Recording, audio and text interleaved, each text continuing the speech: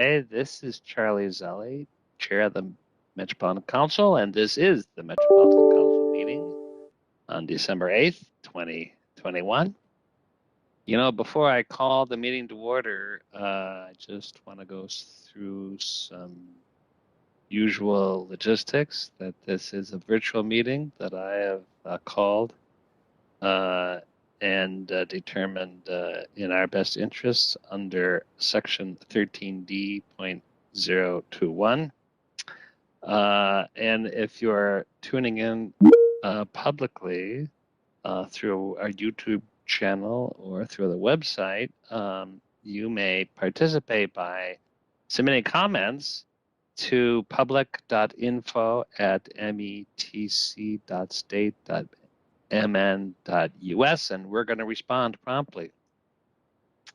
Just to ensure we have a quorum, we're going to have a lot of roll calls, and we'll start with establishing our quorum. So Liz, please call the roll. Barber? Here. Cummings? Here. Ferguson? Here. Fredson? Here. Gonzalez? Here. Johnson? Here.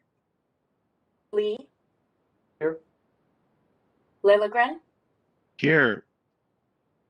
Lindstrom? Lindstrom? Sterner? Vento? Here. Wolf? Here. Zurin? Zir is present. And Chair Zelli. I'm here. So we have a quorum. Next on to approval of the minutes, for which we do not need a roll call. These are, I'm sorry, the agenda, for which we do not need a roll call. Unless anybody wants to amend or change them. We have some good information items at the end and a lot of business items. So if there's no objection, I will assume the agenda is approved and move on to the approval of the minutes, for which we do need a roll call, and that is the minutes from our meeting on November 10th, 2021. Can I have a motion to approve the minutes?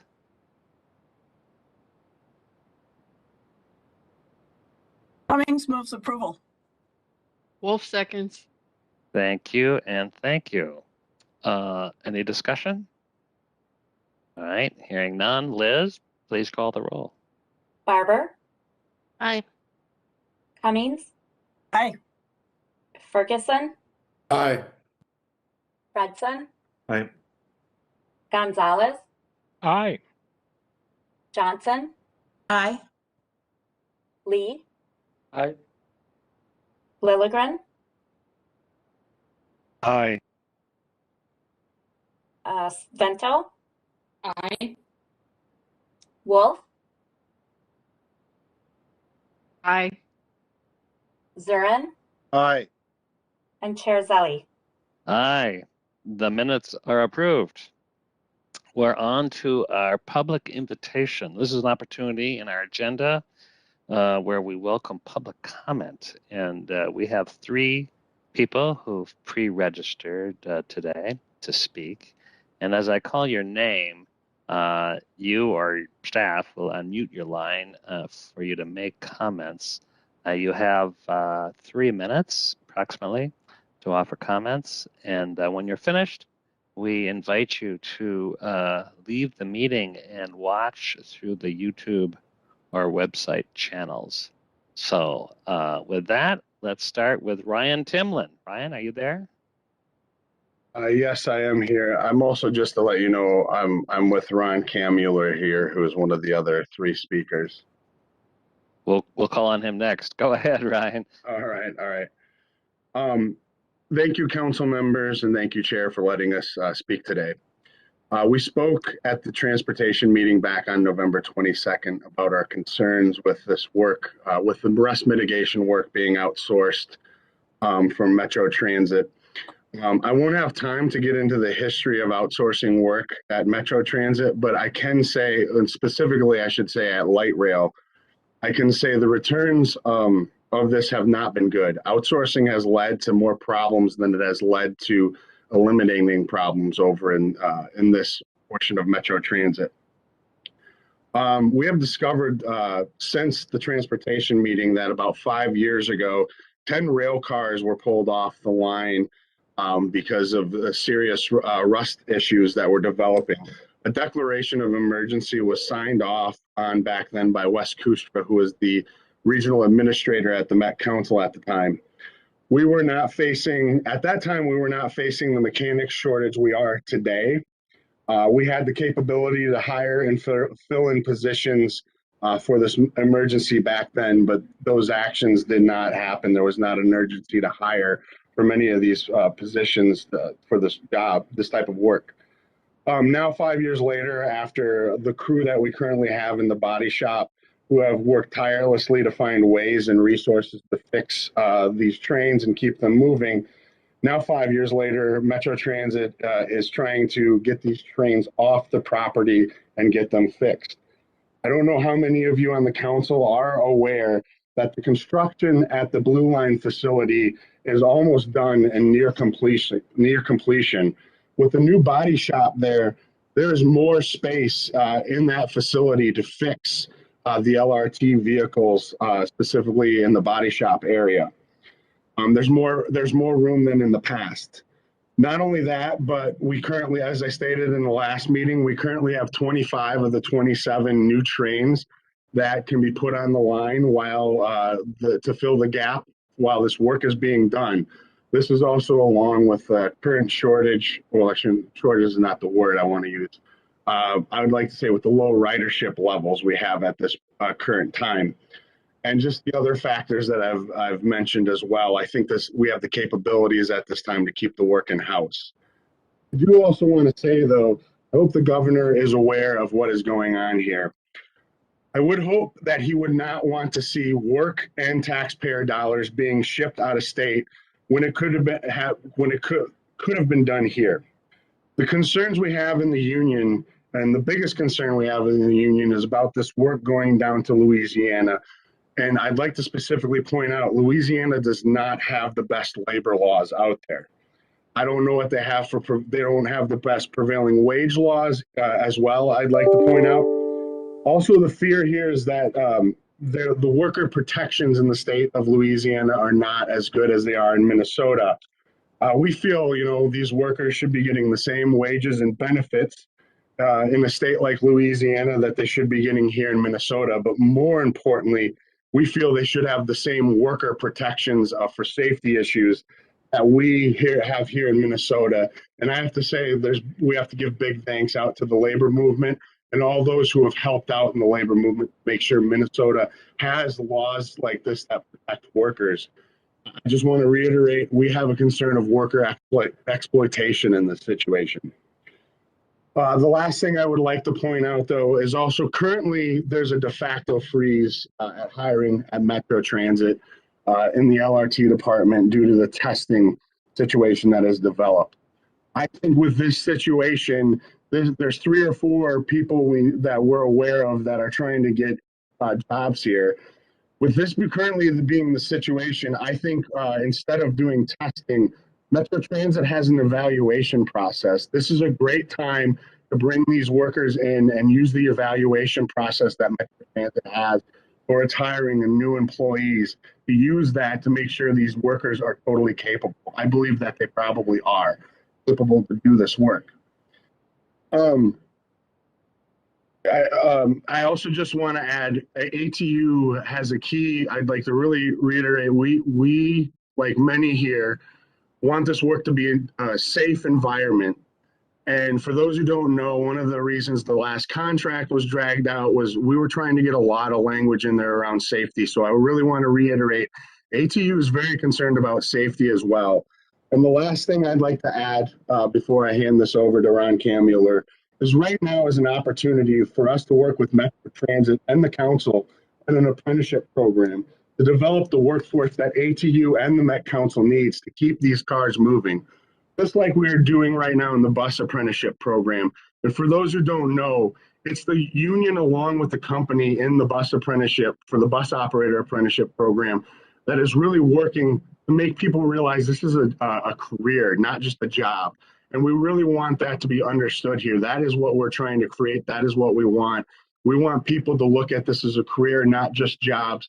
And we are full-heartedly willing to work in many avenues to get this work done and keep this work moving and to support the current body shop workforce doing this job as well. All right. Thanks, Ryan. And you're going to pass it off to Ron Kamuller. Welcome, Ryan. Thank you, Mr. Chairman. My name is Ron Kamuller. I represent all the LRT maintenance people across all the different disciplines. Thank you for allowing us the opportunity to speak. I want to start by saying the union's goal here is to better our region as a whole. And a wise man told me very recently that jobs are the cornerstone for a strong region. So please bear in mind, our goal is the betterment of the entire whole region. First of all, I'd like to call your attention to addendum number 3 to contract number 20P035, which is the questions and answers, where Metro Transit states, quote, "It is our first priority to get the vehicles off-site for the Green Line expansion." They also state, quote, "LRV storage should be invoiced separately under a different PO and could last for an undetermined number of LRVs not to exceed 27 until December 31st, 2023. As the president alluded to, you have plenty of trains here. I believe management will argue that the Type 3s are not ready to go into revenue service. Clearly, they have a plan. It can't be both ways at the same time. If you remove these 27 LRVs and put them into Louisiana, they are not available for revenue service. There must be a plan to get these other trains up and running. You've spent millions on making that facility larger to accommodate this. The facility is operational with all these trains on site. This is totally unnecessary to transport these vehicles out of state. If management were held to task and kept the people on the proper tasks, I have a mountain of work orders that show the work done on these LRVs. It can be done timely in 800 man hours. If the men were working on this task rather than tasks that could be accomplished by a different class of mechanics, the running repair mechanics, as it is at Green Line, the work at the body shop would be done. We would be much further along than we are. I viewed management's presentation that they're going to give. I believe they're going to give you some false information. The fact of the matter is there are not 59 Type 2 LRVs awaiting rust mitigation. 12 of those have been done. I have an internal document showing the work orders, the number completed, everything I'm going to say, everything anybody said, I can verify. I've got a mountain of paperwork here. And this is, I would like to say that this is just the latest in a long line of very serious failures. Management's going to present about the Type 2 overhaul program. I wish to submit that this overhaul program is very poorly run. As an example, wheel bearings. There have been 4 wheel bearings that have failed on the line, resulting in seized bearings, dragging wheels up and down the infrastructure, causing damage. This is all because of mismanagement. This stuff is spelled out in the maintenance manual. A professional maintenance organization knows that and tends to these things ahead of time is not reactionary. The fact of the matter is the union filed 2 safety hazard reports over this, and ultimately on SSR number 588-9690 reads as follows. Operator reported smoke coming from the bottom of his train.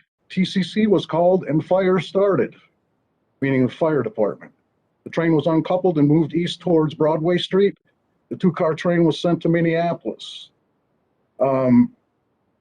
clearly we're not managing the things we should be managing. We've got to get better at this. And to send the work out, for example, we sent traction motors to Canada to be overhauled. And that turned into such a debacle that we spent more than if we would have just purchased new motors.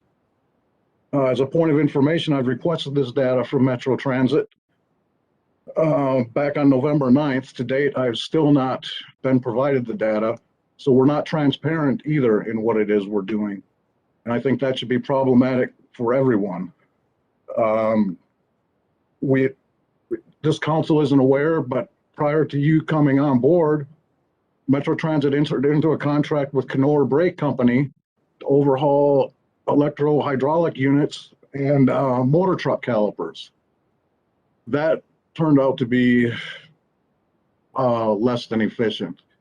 The EHUs had to go back and be reworked. In fact, motor truck calipers failed and failed again in a way in such that the wheels were locked. And again, we're dragging a steel wheel up and down a rail, causing damage to the infrastructure, huge cost to the taxpayer, not real safe for the community. And that should have never been. Ron, I hate to interrupt you. You're at 5 minutes now, so we're gonna have to any kind of concluding remark, and we'll move on to our next person. I understand. Thank you for your time, sir. Thank you for your comments.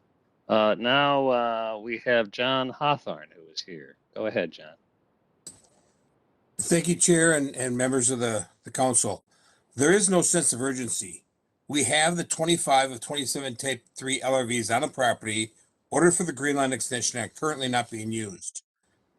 Metro Transit has been aware of the rust mitigation for nearly 5 years. My statements are written out, and some of which will overlap with the other speakers. Metro Transit has been aware of the rust issues for nearly 5 years. In 2016, Metro Transit applied for and was granted an emergency declaration due to the discovery of several 10 to date LRVs with several rust holes along the outside bottom perimeter of the LRVs. I believe these holes were above the center car, where the fenders had been removed by LRV maintenance as directed by management and the QA department. The paint and body shop have completed the rust mitigation on 11 Type 1 LRVs to date and have begun rust mitigations on Type 2 LRVs, completing 10 or 12. This Type 1 rust mitigation took an average of 800 man hours, or 20 days for a 5-person crew, approximately 1 month, at an in-house cost of $60,000 to $75,000 per LRV. That's less than $2 million for the entire 26-car Type 1 fleet, and less than $5 million for the 64 Type 2 and Type 2.5 LRVs. That's less than $7 million. That's $7 million for the entire Metro Transit fleet, of the light rail vehicles. Metro Transit has been sitting on this emergency declaration for 5 years, and last year has been supposedly doing its due diligence. 1 month per LRV is the same amount of time specified in this proposal. We have proven we can do this work at a much lower cost than outsourcing. We could probably do this work for the same amount of money as it would cost in just transporting the LRVs back and forth to Louisiana. Metro Transit Maintenance currently has an approximately $2.2 million contract for the Type 1 maintenance and diagnostic upgrade. This includes upgrading the TOD displays on the LRVs. What happens to this contract when the Type 1 LRVs are being repaired or stored in Louisiana? The current proposal also includes a conduit modification to the LRVs, LRV roof conduits and the conduit hangers. These are the wires that run across the top of the trains connecting both halves. This is a highly technical and detailed electrical work that will need testing and verification during the entire process. How can this be accomplished during storage in Louisiana, and who will be doing this highly technical work? Metro Transit Blue Line O&M is on the verge of completing a large multi-million-dollar expansion, including the an additional service bay for the paint and body shop, as well as expanding the run and repair shop. Why would we expand the shop and then farm work out when the shop for which this shop was expanded? If this rust mitigation is allowed to pass, who will be held accountable when Rail Car Co. the company that's going to be awarded the contract fails to deliver on the promised repairs and the costs skyrocket and the timelines fall apart. Railcar Code did work for TriMet in Portland, Oregon several years ago, and the cost jumped more than 60% over their original estimate. To be clear, this proposal, if allowed to go through, you will be spending Minnesota taxpayer money and sending good paying Minnesota union jobs to Louisiana. Thank you. All right, thank you, John, and thank you to our presenters. Moving on into our agenda, we have the consent agenda. Is there a motion and a second to approve the consent agenda? Move it, Lee. Thank you, Councilmember. Second? Ferguson will second. Thank you, Chris. Any discussion? All right, hearing none. Liz, please call the roll. Barber, Aye. Cummings, Aye. Ferguson, Aye. Redson, Aye. Gonzalez, Aye. Johnson, Aye. Lee. Aye. Lilligren, Aye. Sterner, Aye. Vento, Aye. Wolf, Aye. Zurin, Aye. and Chair Zelli. Aye, that motion is carried. On to our standing committees, and first a report from the Community Development, and that's Councilmember Lilligren. Yeah, thanks, Mr. Chair. And if I may just take a moment to privilege here and comment on one of the items that we just passed with the consent agenda, and that's the Spring Lake Park Reserve Master Plan. It comes to us from Dakota County, and there's just a really cool aspect to that plan, which would introduce bison back into the Spring Lake Park Reserve. And the Dakota County staff, as our partner, our implementing agency partner, has been working with the tribal historic preservation offices of the 4 Dakota tribes in Minnesota on this plan. And there in community council members may have seen in the news recently, or certainly in the native news, is a lot of instances of bison being reintroduced on prairie lands across the country by tribes, and these are very celebrated. And so I just think this is a very cool thing. This is the first, Dakota County is the first of our implementing agencies to plan for this. The infrastructure is being built this year and next year, hopefully for the fall 2022 reintroduction of up to 15 bison. So I just wanted to make note of that. Thank you for sharing that, and it's good for the land, good for the animals, and good for our souls. So I appreciate that we're part of it. Thank you, Mr. Chair. And then the Community Development Committee brings 2 items forward for consideration tonight. The first is business item 2021-342. We just saw that in committee this week, and it's to approve the master plan amendment for the Minnesota River Greenway Regional Trail in Dakota County. The Minnesota River Greenway Regional Trail Master Plan was last approved in 2012, and Dakota County had identified potential alignment alternatives due to a variety of conflicts in the segment of the trail that runs through Fort Snelling State Park. So since 2012, Dakota County has engaged in a number of feasibility studies, conversations, and investigations to determine the preferred alignment for this segment. This Fort Snelling Trail segment is 3.7 miles long. It connects the Nichols Trailhead on the southern edge of the segment to the Lone Oak Trailhead on the northern end. And the segment closes an important gap between the existing Black Dog segment of the Minnesota River Greenway to the south and the Big Rivers segment to the north. This work culminated with the development of an environmental assessment worksheet earlier this year for a preferred alignment. And all of this work, including the environmental assessment worksheet, show the county has avoided or mitigated many of the previous conflicts with this new alignment. The proposed master plan amendment documents the new preferred alignment for this section and the work that Dakota County has completed to support this alignment, including cooperative land use agreement between Dakota County and the Minnesota DNR. And the proposed amendment would also ensure eligibility for future funding of regional trail and development operations and maintenance. So, Mr. Chair, I move that the Metropolitan Council approve the Dakota County Minnesota River Greenway Regional Trail Master Plan Amendment for the Fort Snelling State Park segment, and also require Dakota County to send preliminary plans to the Metropolitan Council's Environmental Services Interceptor Engineering Assistant Manager prior to initiating any new development of the regional trail corridor. Thank you. Is there a second? Second, Chair Zally, this is Sterner. Thank you, Councilmember Sterner. Any discussion? All right, hearing none. Liz, please call the roll. Barber, Aye. Cummings, Aye. Ferguson, Aye. Fredson. Aye. Gonzalez, Aye. Johnson, Aye. Lee. Aye. Lilligren, Aye. Sterner. Aye. Bento, Aye. Wolf, Aye. Zurin, Aye. and Chair Zally. Aye. That motion carried. Councilmember Lilligren.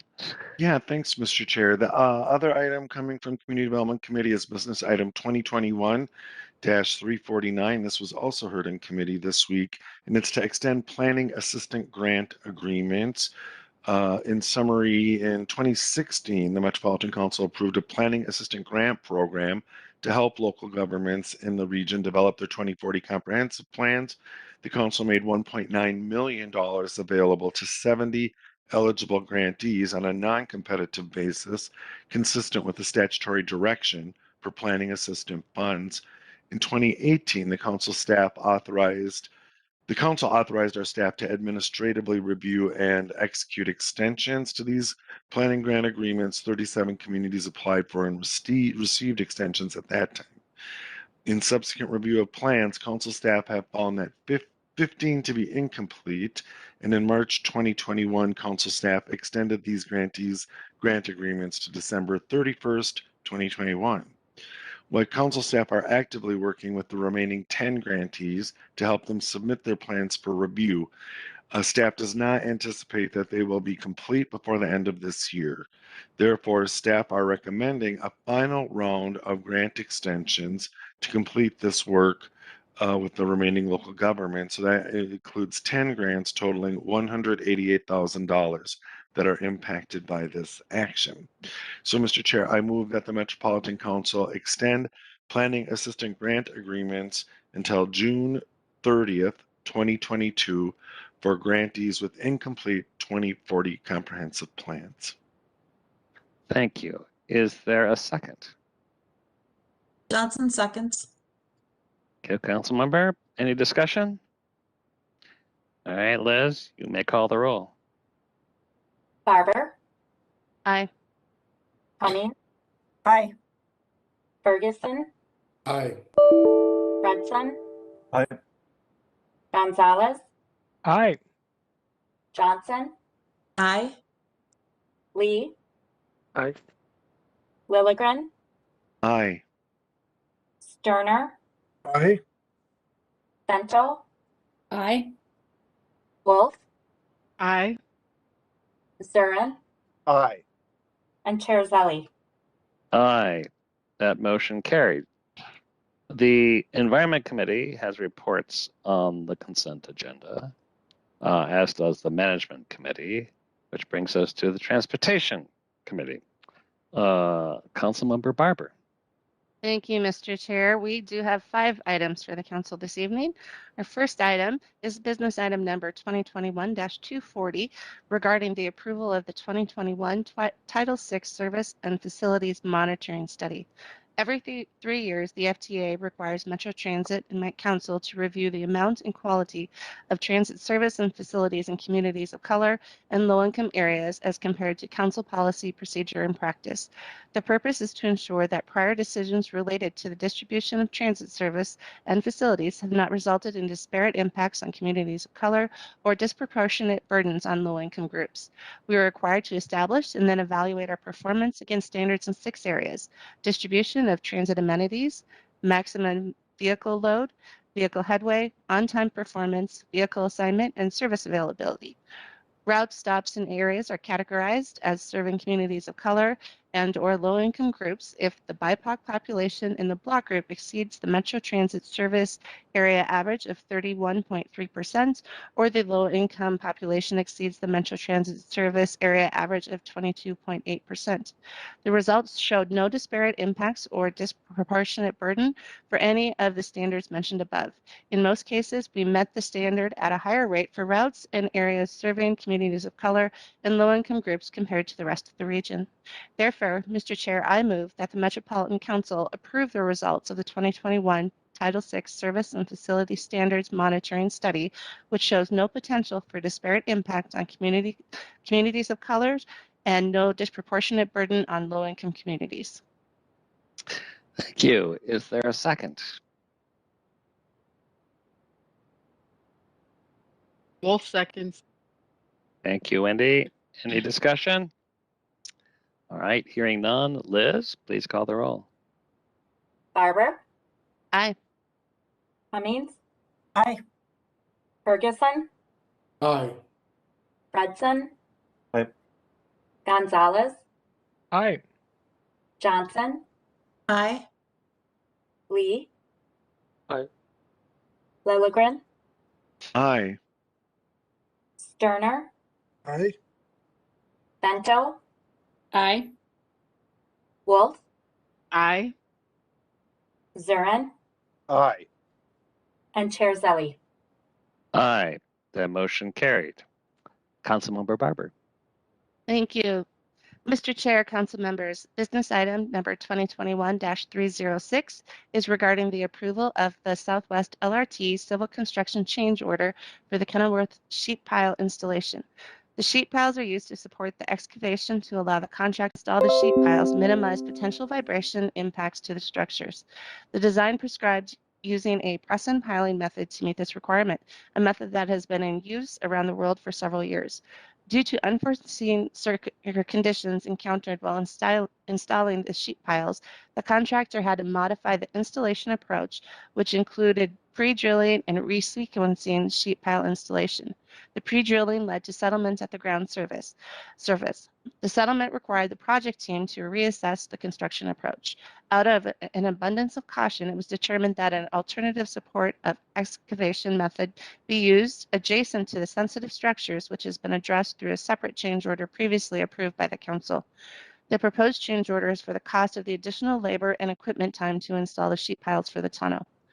Therefore, Mr. Chair, I move that the Metropolitan Council authorize the regional administrator through the Southwest LRT Council authorized representative to negotiate and execute a change order for contract 15P 307A with London McCrossan joint venture in an amount not to exceed $3,671,582.67.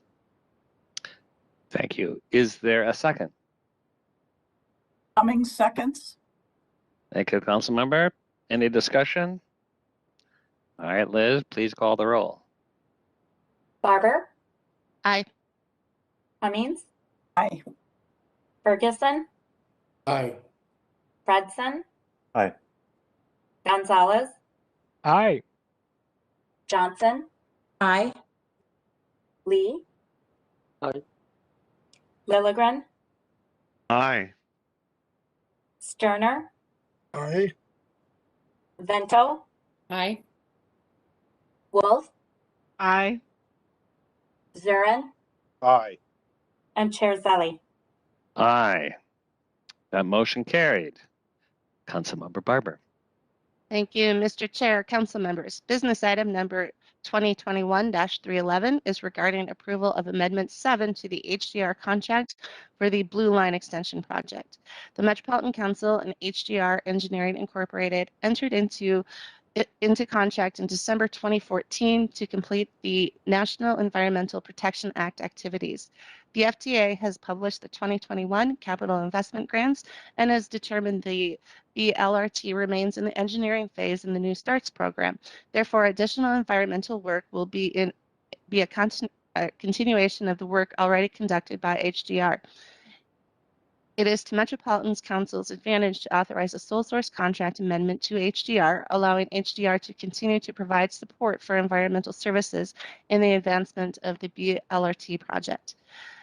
This advantage is to avoid potential delays in procurement while allowing Met Council to realize the benefits conferred by HDR's unique understanding of the project and the efficiencies of continuing to use technical staff, tools, and resources developed over the progress of the project to date. The risk of being unable to meet environmental documentation requirements or public expectations further supports this sole source amendment. The DBE goal established for this contract is 19.02%. As of October 30th, 2021, HDR has achieved 19.52% total DBE participation. This amendment includes work performed by DBE firms such that HDR will continue to maintain a minimum 19% DBE participation for the overall contract. Therefore, Mr. Chair, I move that the Metropolitan Council authorize the Regional Administrator to negotiate and execute Amendment Number 7 to Contract 14P156 with HDR Engineering to add $2.5 million for a total contract amount not to exceed $6,445,113. Thank you. Is there a second? Hudson, I'll second. Thank you, Councilmember Fitton. Any discussion? All right, Liz, you may call the roll. Barber, Aye. Cummings, Aye. Ferguson, Aye. Fredson. Aye. Gonzalez, Aye. Johnson, Aye. Lee. Aye. Lilligren, Aye. Sterner, Aye. Vento, Aye. Wolf, Aye. Zurin, Aye. and Chair Zelli. Aye. That motion carried. Councilmember Barber. Thank you. Mr. Chair, council members, business item number 2021-325 is regarding the approval of contract 20P035 with Railcar Company for rust mitigation and fleet improvement services on Type 1 light rail vehicles. Rust mitigation is work critical to maintaining a state of good repair on light rail vehicle assets. The effort involved per LRV increases while left untreated. Projections around the increasing progression of effort per unit over time and declining trends in securing additional staff result in an immediate need to outsource part of the effort, allowing our own staff to support the remaining work as an ongoing program. Business item 2021-325 was presented at the November 8th, 2021 Transportation Committee meeting by Metro Transit LRV Maintenance Director Maintenance Rail Vehicle Manager and LRV Maintenance Project Manager. Questions were raised by council members regarding the longevity of the LRVs and whether this work is required to help meet those requirements. LRV maintenance staff indicated that this work directly impacts the state of good repair in these assets and that opting not to take this action would result in taking a similar action later and at higher costs.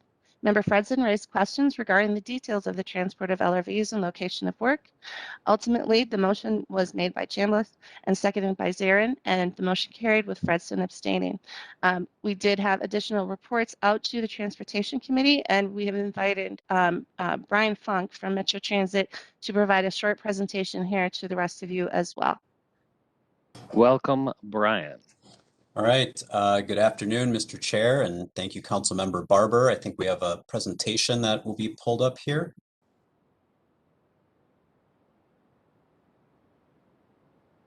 I can see it. All right. Very good. Thank you, sir. And I will get started again. My name is Brian Funk. I'm the interim Chief Operating Officer here at Metro Transit. I'm joined by a couple of our subject matter experts who have presented the business item at our transportation committee. We'll get started to give you that brief overview. Next slide. Just a review of what our slides will cover. We'll again review the business item recommendation, why we believe at this time this is the best option and choice for Metro Transit, what considerations and strategies we've discussed, we've continued to review, and we are advancing, and then kind of a summary to restate where we're at and why we believe that this business item should advance. Next slide. And so to review, as Councilmember Barber had stated, we're seeking a contract with Railcar Corp for rust mitigation and fleet improvement services on the 16 Bombardier Type 1 light rail vehicles for $7.7 million. We view this as an opportunity to catch up on work that should have frankly been completed in the past, but it hasn't. We're trying to make a correction on that course so that we do not repeat this into perpetuity. Next slide, please. And so to back one, please. Thank you. As a recap, these are long-term regional assets. We have a minimum life requirement of 30 years. We're trying to maintain these vehicles so that they can last for as many as 40 years. It's not unheard of in our industry, but it requires a high degree of care and good decision-making along the way, which is what we're attempting to do now. The overall value of these assets is in the hundreds of millions of dollars, as outlined here, totaling nearly $500 million in today's dollars. We have not yet reached the point in our capital improvement plan where the replacements are being identified, but we know that this is something in our longer range planning that needs to be accounted for. And every year that we're able to safely stretch the life of these vehicles is a benefit to the region for expenses not spent earlier than necessary. We estimate that to be in the neighborhood of $100 million if we're able to save that 10 years per 30-year vehicle. Next slide, please. As stated, I think that we covered this in the committee, but I'll just restate that we do have significant corrosion that's been experienced across the fleet. On the right side, you can see what it looks like when a technician is getting in underneath one of the light rail vehicles up on a stand. Below that, in the lower right, is a picture of the Type 1 vehicle, what we call the belly pan, where it's bolted and welded to the underside. And so seeing what's behind it is not an easy thing to do with preventative maintenance, but our experience tells us through the 11 that have been completed, we're in for a lot of work. And we know, as was stated, that the longer the delay occurs, the higher likelihood there is for additional damage that needs to be repaired with more cost and potentially compromised lifespan. You know, we covered this, and I think that in the opening remarks, ATU had also talked about the investment that's been made for the Green Line extension. That construction work was not helpful for us when we were trying to complete the work. It does set us up to be in a better position moving forward, but as we'll outline later on, we believe that it still does not afford us the opportunity to really have a catch-up plan on these 16 vehicles that are the oldest and in the most need of attention. We do have 75 vehicles that need the immediate mitigation. ATU is correct. We have looked at 12 of the Type 2 vehicles, but the work is not complete. And so we need to be able to get into the 16 Type 1s that we're talking about contracting today, as well as fully complete and really get into the remaining Type 2 LRVs before they get to the point where we're redoing the sort of mistakes or errors of our past because we weren't well informed. We're better informed now. We believe this is the right decision. And finally, staffing and space are both challenges. If we solve for one, it doesn't necessarily mean that the other is solved for, and we'll explain that in just a minute. Next slide. So a few of the key questions that we've heard and we've really tried to answer, and what we're solving for with this contracting option is trying to avoid what's shown on these slides. And it takes a little bit of orientation, but what essentially you're looking at is similar to what was described during the opening statements by ATU, and that's rusted through sections of Type 1 vehicles. On the right side, in fact, that hole you're looking at is essentially on a seat pan above a truck, and you're looking at the ground below it. That's not a condition that we can have ongoing for vehicles that are in revenue service. This is illustrative of the need that we have and how immediate we believe that it is, so that we do not continue to incur the costs or compromise safety or the life of the vehicle. Next slide. This chart is illustrating on a timeline what we're asking for on the left side by contracting the 16 Type 1s, what our time horizons are. Those vehicles are rapidly approaching 19 years from when we first accepted delivery. They can be done per this contract in about 2 years. That returns them to us in early 24.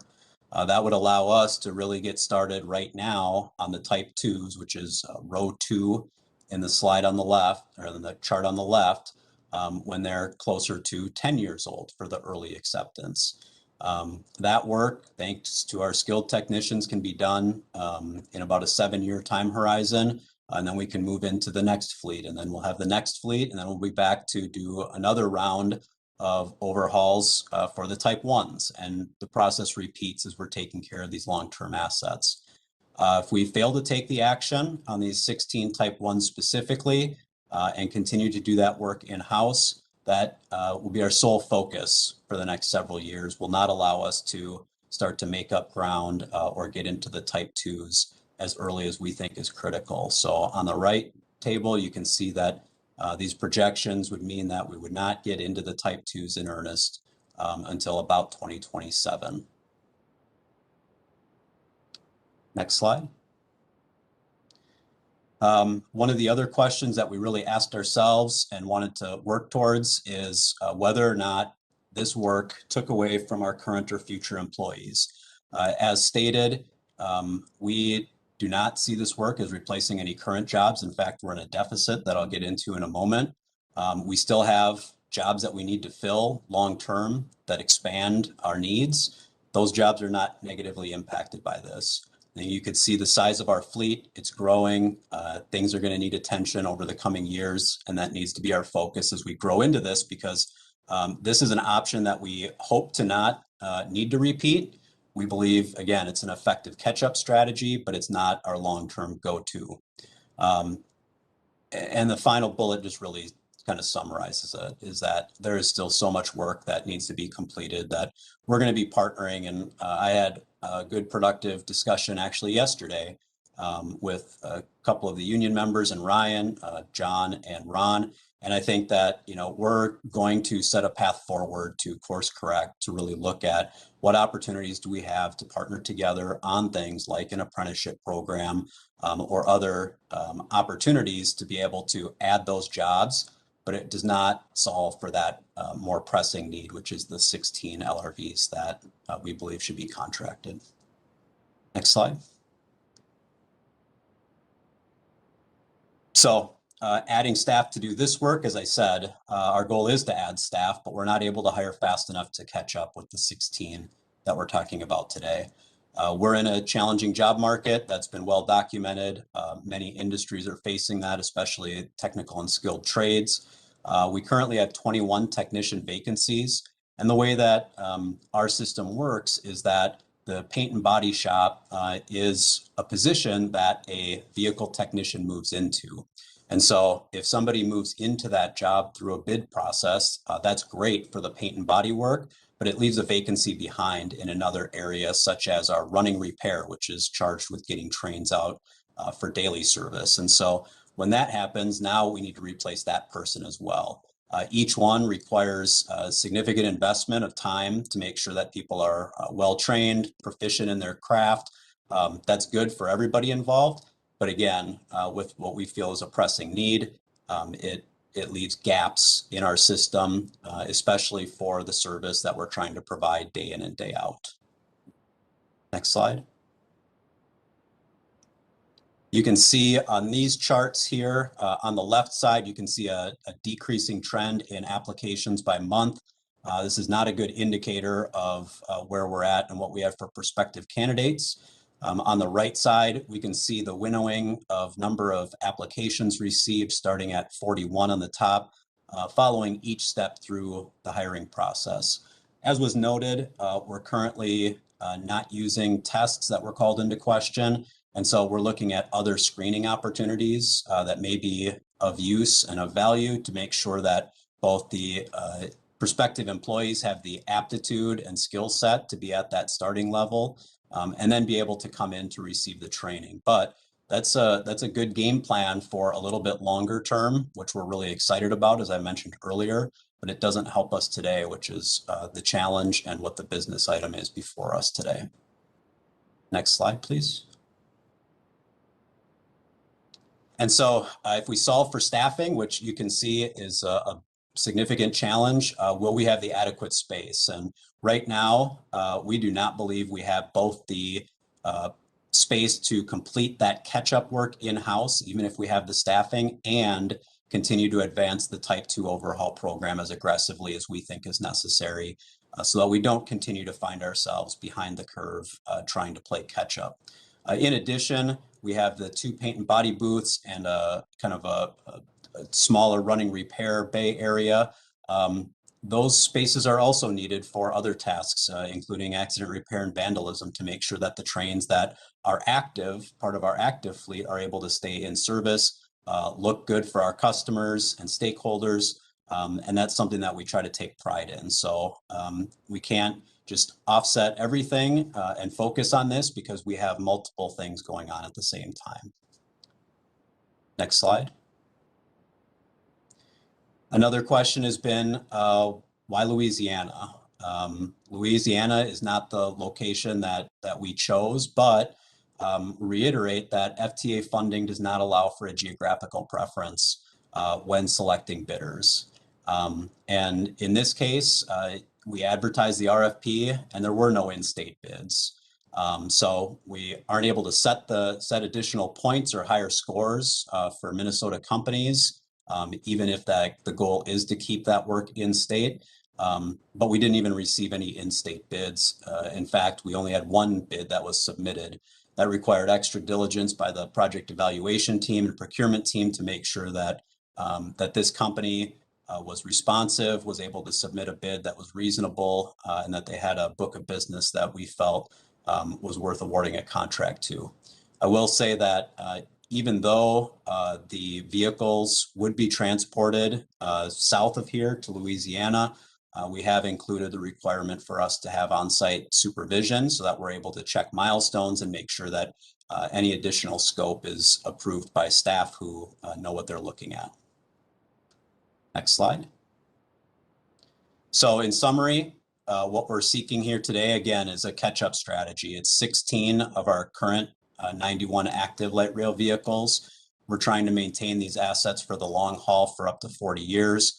We're trying to overcome sort of the past and minimize the delay for future damage, cost, and risk. We don't believe that we currently, well, we know we don't have the staff. We don't believe we have the space once we solve for that to be able to do that work without this catch-up strategy. And reiterating that these are high-value, long-term assets to the region. And so, in closing, next slide. We are again recommending that the Metropolitan Council authorize the regional administrator to negotiate and execute contract 20P035 with Railcar Corp for the rust mitigation fleet improvement services for the Bombardier Type 1 light rail vehicles in an amount not to exceed $7.704 million. Thanks, Brian. And I'm going to ask Councilmember Barber, maybe let's have a motion and potentially a second on the floor and then open it up for questions and discussion. Councilmember Barber. Thank you, Mr. Chair.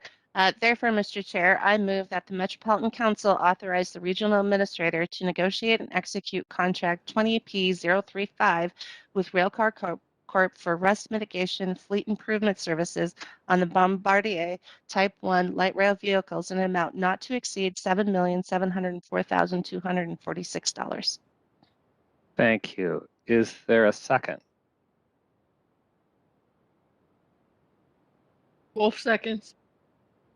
Thank you, Wendy. So let's open up. Any questions for anybody, especially Brian? I appreciate all that information. And let me call on Councilmember Johnson.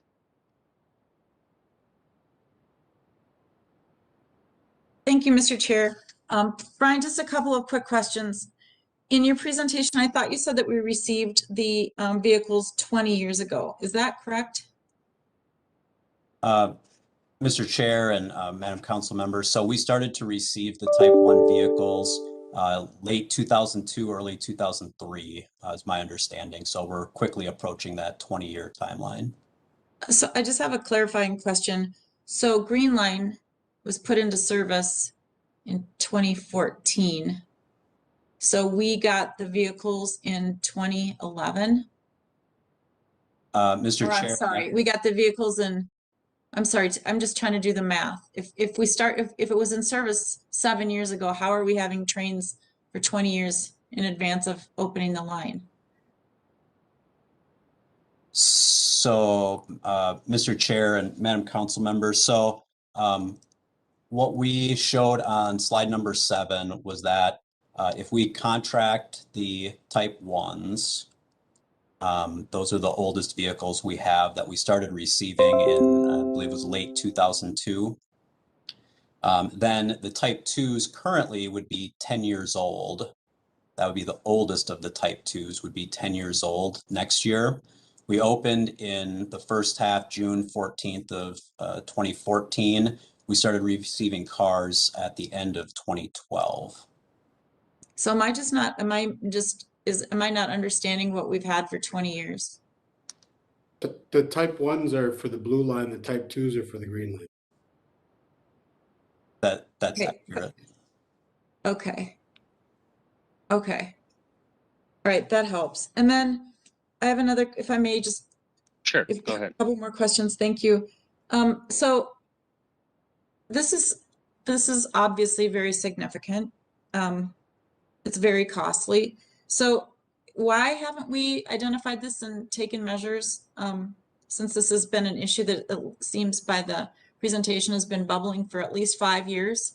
I'm just really kind of stumped as to what the delay was in getting this major thing taken care of, especially when I hear that we don't really have a CIP that's fully vetted out yet for future replacements.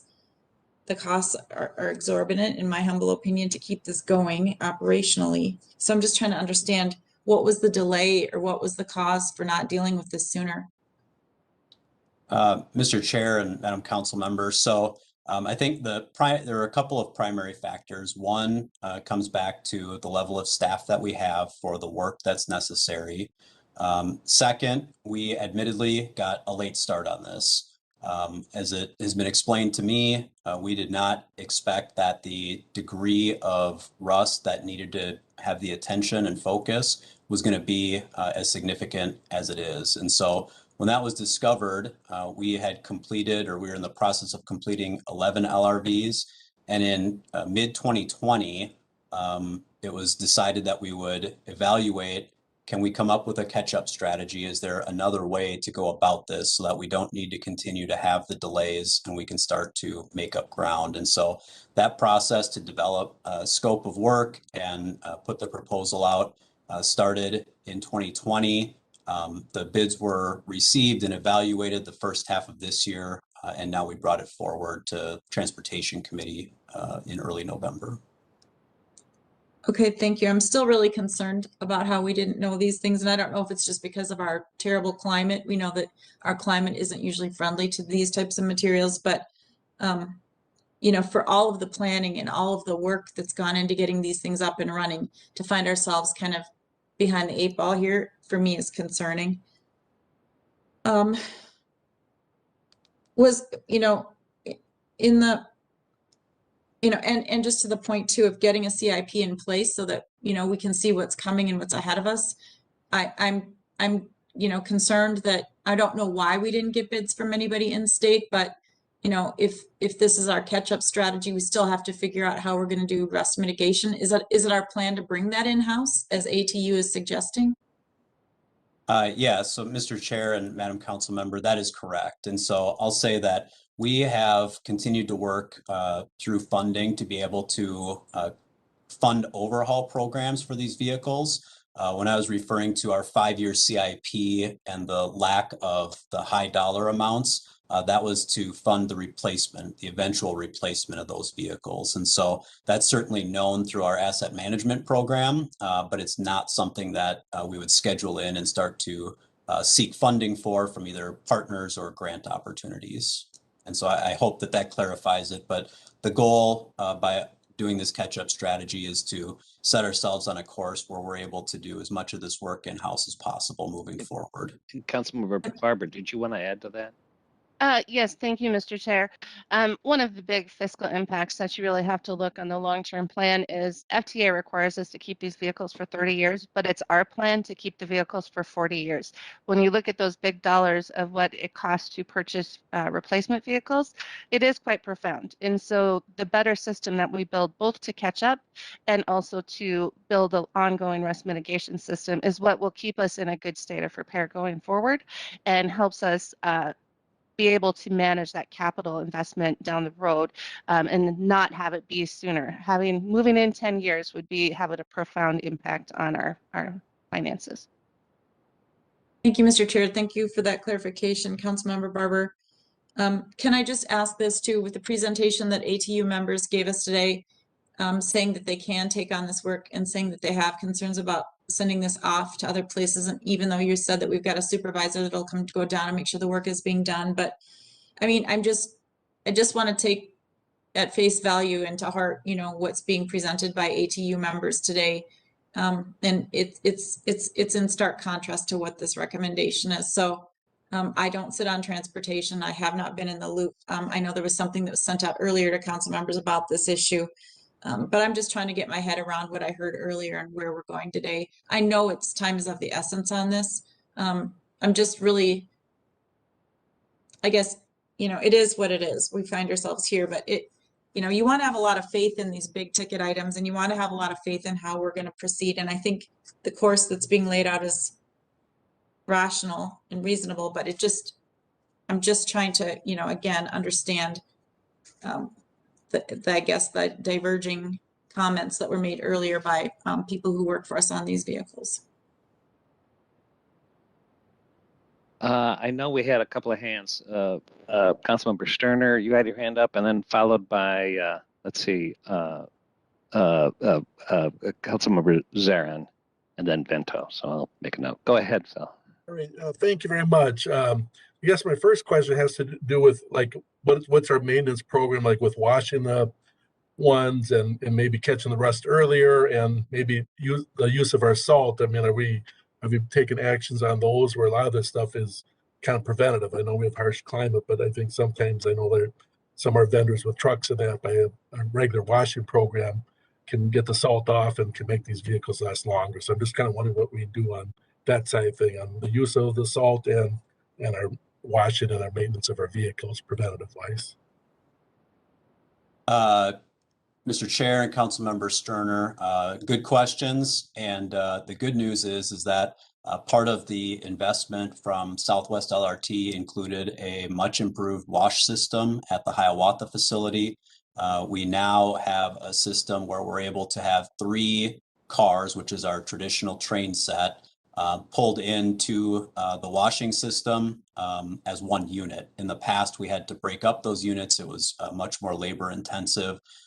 Now, we're going to continue to learn and explore those strategies. Part of the challenge, as I attempted to illustrate on one of the slides, is that when the salt that we pick up, frankly, from many road crossings and those places, when it gets behind the panels, is when we experience the challenge. And so I know our team is looking at, you know, what are better ways to have that constructed?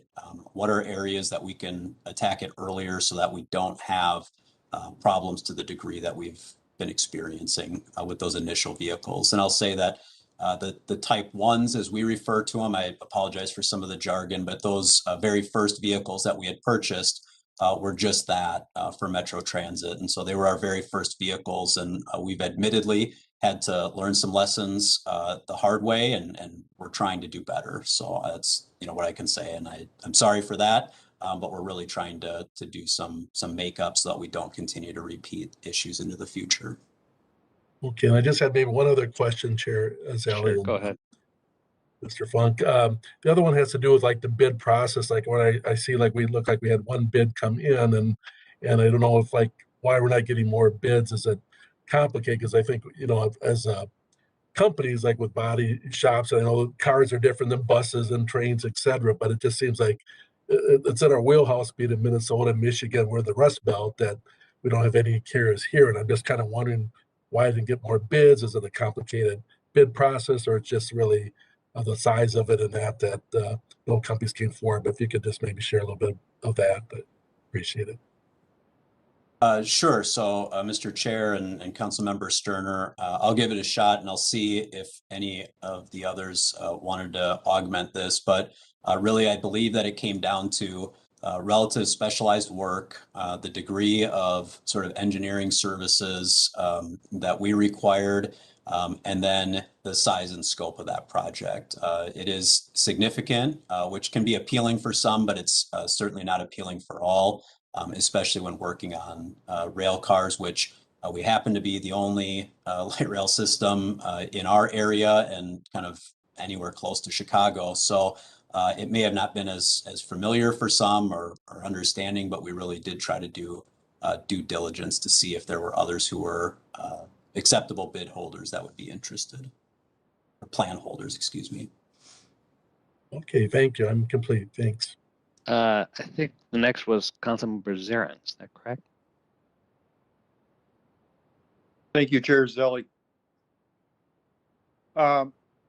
In committee, this came up, and I really wasn't anticipating the robust discussion. A lot of questions came out, so I wanted to find out the answers to these questions. So I requested a tour of our O&M facility, on Hiawatha. Went out and took a look. Took a look for myself. I wanted to see what capacity we had in that facility. I asked for ATU to be invited to that meeting. They were not invited. What that means to me is that this relationship between labor and management has some mending to do. We need to have a conversation about ATU. It needs to be at the table. We need to have conversations. This work gets done. The work is what creates prosperity in our region. We have a great facility. We've made an investment that, look, I can't imagine that we have that there is another facility in the upper Midwest that can do this work better than us. The issue is we got a great car wash. I saw it, Phil. It's a great car wash. We've got a bay that allows us to do rust mitigation.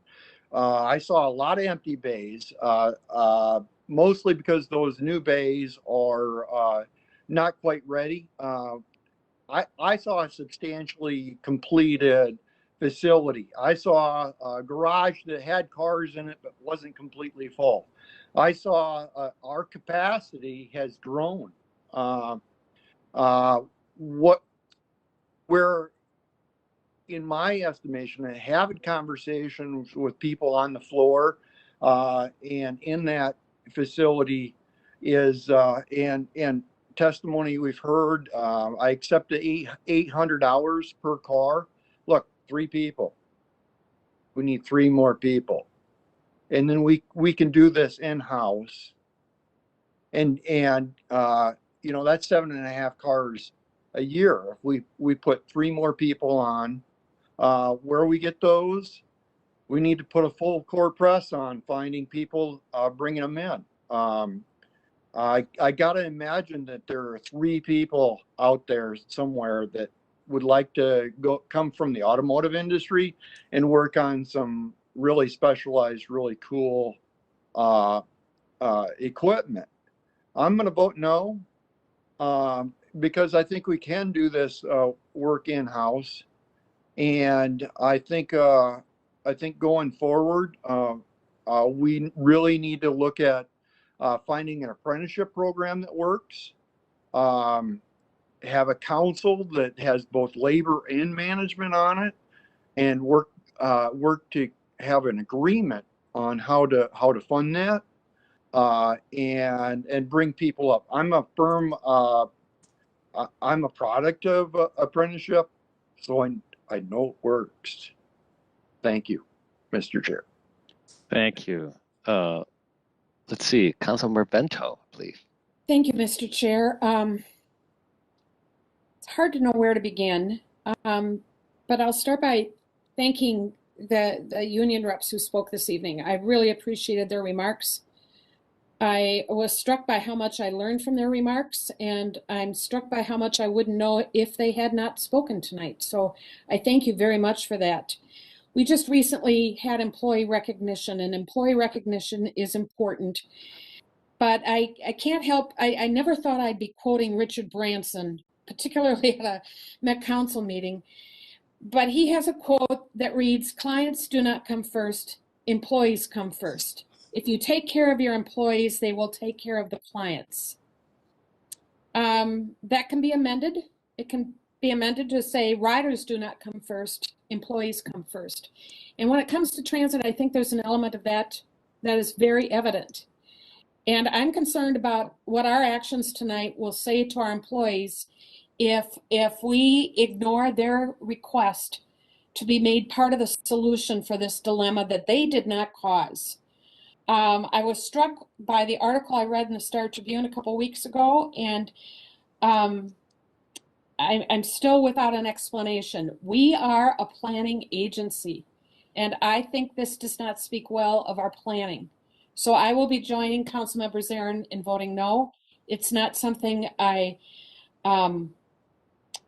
take any joy in doing, but I think it's my responsibility not only to our riders and our employees, but also to the taxpayers and to other public agencies with whom we work.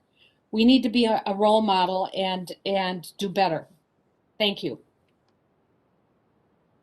All right, thank you for that comment. I've now forgotten the hands that might have been up. Oh yeah, Councilmember Fedson, go ahead.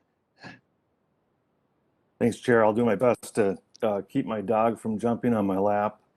So I have a number of concerns about this business item, and I also plan on voting no. I had a couple.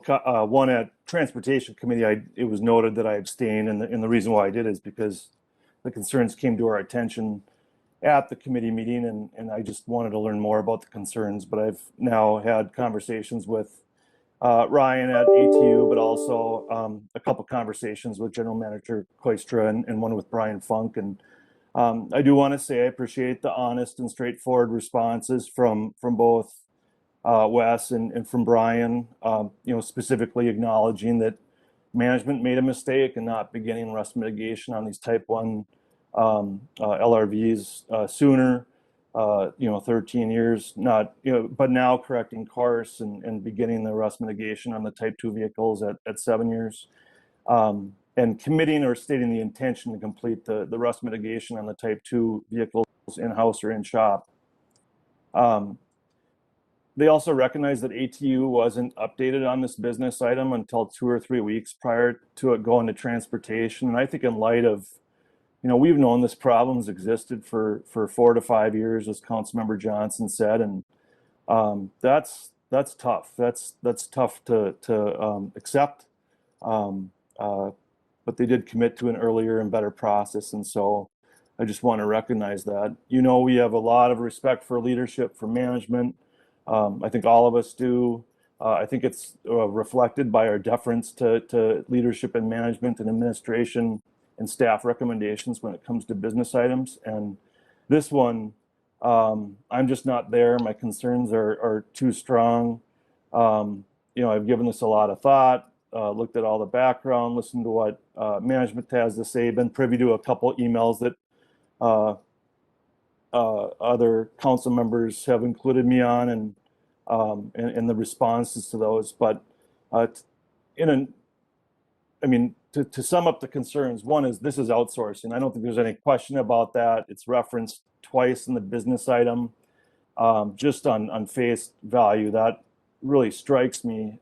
You don't see a lot of organizations that have a workforce that can do the work outsourcing. And we're hearing our employees tell us, we heard it before, we heard it again today, they believe they can do the work, they want to do the work, but we're outsourcing it. And it's not just outsourcing, but we're outsourcing it to Louisiana. I understand that we didn't get any bidders from outside of Louisiana, but I think that just compounds the problem. Number two, it's a lot of money.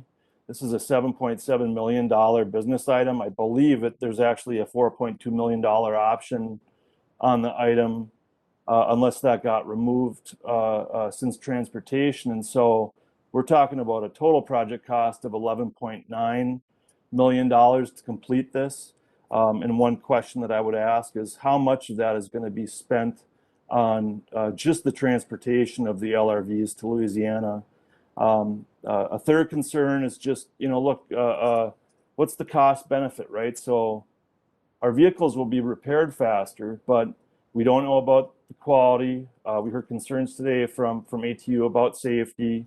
We don't know about potential cost overruns, and I don't know whether there's merit to the cost overruns they referenced from Portland, but we just don't know. And then I'd say my biggest concern is as we grow our fleet and as we grow our system, we're losing the opportunity to build the workforce and the skills in shop. I know that we're moving forward on Type 2 vehicles, but doing this work on Type 1 vehicles would just add to the skills and the expertise of a workforce. And if the work is done in Louisiana, we lose that. And so I go back to what we heard from our employees, which is saying they want to do the work, they can do the work. What we've heard from management, which is we made a mistake. And I'll just be honest, I think this is one of those situations where it's like, look, if we broke it, we need to fix it.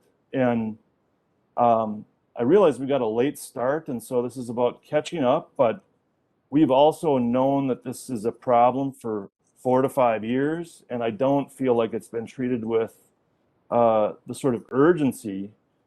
I have a feeling we could have caught up over 4 to 5 years, and now we're in this position where we're being told that it's an urgent need to outsource this work out of state. And then one more thing I would just lift up is what we're hearing from the community. And this is the first business item in our 3 years on the Met Council that we've heard from the Minnesota AFL-CIO, which represents more than 300,000 working people across the state, not just the Minnesota AFL-CIO, but also the Minneapolis and St. Paul Regional Labor Federations. That's a big deal. It's a big deal to me. I hope it's a big deal to the council. I can't imagine it's not a big deal for the governor.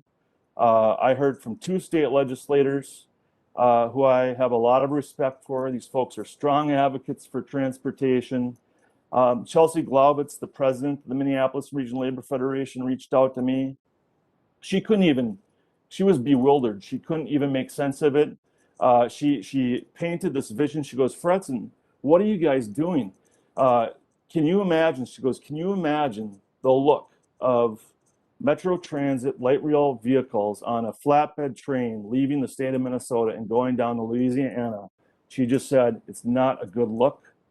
And I don't know if I should go there or not, but my attitude is I've been active in politics for 25 years, regardless of your perspective of whether or not we're elected or appointed. In my opinion, if we were elected, this would be dead on arrival. There is no way from my lens that this would move forward. And I think that to sum it up, I think this is about taking responsibility. It's about being accountable. It's about being responsive to what we have heard from our employees, from the community, and I think it would be the right thing to do today to just say, hey, we made a mistake, and as opposed to outsourcing, we're going to vote this down, and we're going to figure it out, and we're going to fix it in-house. And the last thing I would say is just thank you to ATU for raising concerns about this, because if we didn't hear from ATU on this a few weeks ago at Transportation, I think this would have sailed through with very little attention and very little discussion. And I hope you'll join us in voting no tonight, and we'll figure it out. Okay, other comments? Molly. Thank you, Mr. Chair. Most of my questions have been asked and answered here, but this is a really, really big deal. It is very hard to imagine that we couldn't have anticipated this years ago. I mean, this is Minnesota. We get salt, we get rust, we get a lot of winter comes every year. That having been said, I will also say, however, I think it was only about 4 years ago that we all many of us started seeing our fire hydrants covered in plastic, because it's like, well, duh, let's cover them up for the winter and preserve our assets a little bit from the elements of winter and the salt that gets thrown by the plows and so forth. However, and I realize that there are lessons learned along the way. It's hard for me. I understand the urgency of this. However, having said that this is so urgent, it only came before Transportation a month ago. And then here we are voting on this 1 month later, and it's a really big deal that is very complex. And where I struggle is if we have all of the information, all of these questions answered, to be able to take a vote tonight with confidence that there really is not a good alternative. I realize that time is money, and shipping them out now gets things going on the repair, but could we look harder? Could we take some time to answer more of the questions that have been raised tonight by council members, by the ATU, to give us more confidence in this vote that we're ultimately going to take? Could we put it off for another month or 2 months or whatever it takes to satisfy everyone that all of the questions have been asked and answered? I think new things have come up tonight that I had not heard before, and then you kind of go back and forth and go, well, wait a second, I thought this, but now I'm hearing that. And so it's difficult to vote on something that is this important and this large, given where we are right now. So I'm wondering if it is possible to put this vote off, table it, whatever we need to do to get the questions asked and answered, and to be sure that we are voting in confidence with a yay or a nay vote. Mr. Chair. All right. I'm sorry. Who was that? Judy. I know that Councilmember Barber's had her hand up. Oh, thank you, Mr. Chair. Thank you. And I understand everyone's concern, and I appreciate the robust discussion. I will tell you, I have asked every question from every angle on this over and over, because obviously it came through my committee. I will tell you a couple of things. Number one, I do believe it's urgent. Number two, I don't believe we have the resources right now to do this in-house. Number three, I want you to know that the staff at Metro Transit this wasn't a completely ignored problem. Anyone who's had a vehicle that rusts, sometimes you don't realize what the damage really is until you take something off. And that's really what happened with these Type 1 vehicles. They took the bottom pan off, and then they started to see how much worse it actually was. So it required a higher level of work to actually mitigate the rust. So I want to make sure that it's known that this wasn't ignored. It was, yes, we found out things and now we know what to look for, but we found out some of those things were hidden from plain view as we were reworking vehicles. Then lastly, I just want to say that the way I see either voting no or delaying this vote is really a willingness to risk a $150 million investment. And again, when we talk about that investment, that is talking about not only risking the lifespan of our vehicles, which also could cost an additional $100 million, but it's also risking actually the safety of our vehicles. I think this is really critical. This is something we need to build out a long-term plan. I think we have the long-term plan for the Type 2 vehicles, but I do think that we do need to get a head start and get moving on the Type 1 vehicles, or we're at a position where we will put them at risk. And I really think that is highly fiscally irresponsible of us to do. All right, thank you. And I know Sue Vento, you had your hand up, and then Judy Johnson, but you've already spoken. Okay, go ahead, Judy. Well, I really appreciate what Councilmember Barber just said. I think for me, this is about process, and I'll just, for Councilmember Fredson, we are appointed. I treat it as if I'm elected, and that's why this is causing me concern. I agree fully with what Councilmember Cummings said. In fact, if it was made an amendment to this motion, I would second it. I would like more time. I think this could have come to a committee of the whole meeting where we could have gone through the details. I know, again, an email was sent out on this, but, you know, trying to peel back and understand the depth of you know, all that's been said tonight, I would like more time. And I understand there's pressure on this, but again, we are trying to fix a mistake, but I don't want to feel pressured tonight to have to make a decision that I'm conflicted on. I'm not negating the fact that there's a problem here, but yes, there's a lot of money at stake, and I just want to be very cautious about where my vote goes. Again, I don't serve on the Transportation Committee. Sure, I could have tuned in, but I feel like if this has been a known problem for some time, this could have been unearthed a long time ago before council members, so that we'd have just a better handle on what we're hearing tonight and getting, for some of us who aren't maybe as in the know, getting our questions answered. So I am all prepared to support a motion or an amendment to the main motion that would move to postpone this to a date certain and continue to keep the council in the know as to what other options there could exist for correction of this problem and long-term solutions, the long-term plan, so that we all know where we're going on this item. I'm going to ask Brian to just describe again the workforce shortage, because I've heard it described a couple of ways. One is we just need 3 more people, but my understanding is it is not quite that simple, and that's something I think we, for our general awareness, we should understand for what our operations are facing. Excuse me, sure, Chair Zelli. So maybe Greg could pull up slide 9. And if not, I'll just verbally describe it. Oh, let's pull it up here. So really the key is building on not being able to hire fast enough for catching up. A challenging job market that has left a lot more vacancies than employees seeking employment right now. We have 21 technician vacancies, and maybe to describe it more to the point here, the current process that we have set up requires all new hires into this unit to apply and be hired to be a light rail electromechanic technician.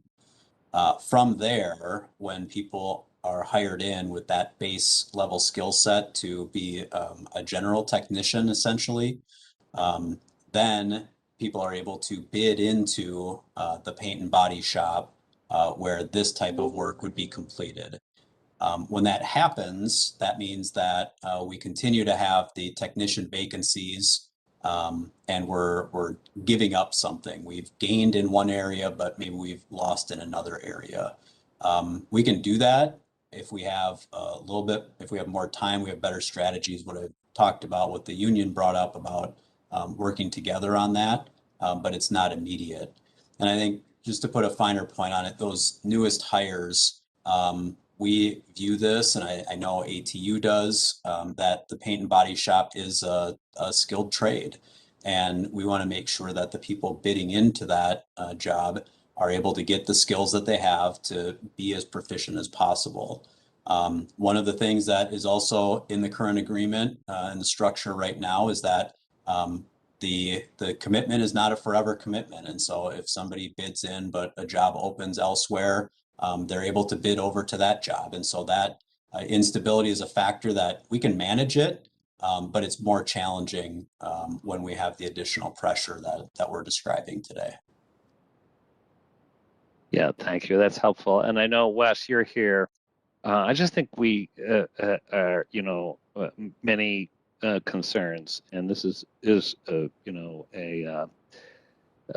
sensitive issue relating to our relationship with ATU. And I think, if you wouldn't mind commenting on kind of, some of the evidence and some of the statements coming forward kind of talks about how we're not being respectful, and what can you comment on that and kind of where you see this going forward? Sure. I think as Councilmember Fredson mentioned in our conversation, that we've talked about how we could have communicated earlier with ATU on this particular item, and I don't say that just to say, well, therefore. I say that because that's something that we need to work to improve, and we're already starting those conversations with ATU.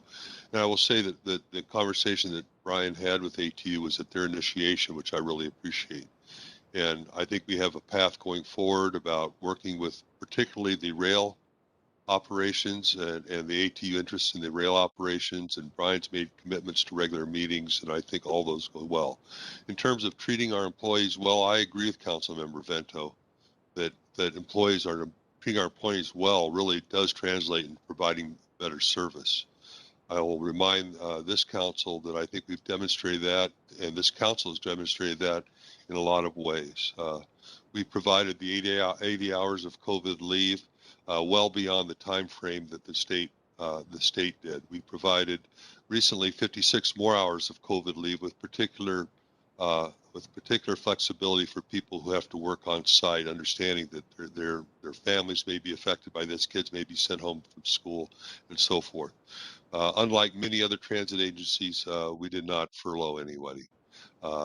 When we had extra operators, and at one point we had 500 operators on COVID leave at one time.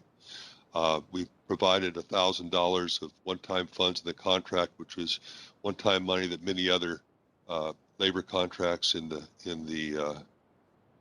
council did not receive, and everyone received a $500 bonus, and including our employees. So I'm saying that because I think a narrative that says we don't care about our employees, I'm not sure anybody's suggesting that bluntly, but I want to make sure that we care deeply about our employees, and that we try to support them in everywhere we can. This is about being stewards of our assets, and we're not bringing this forward because we like to contract out.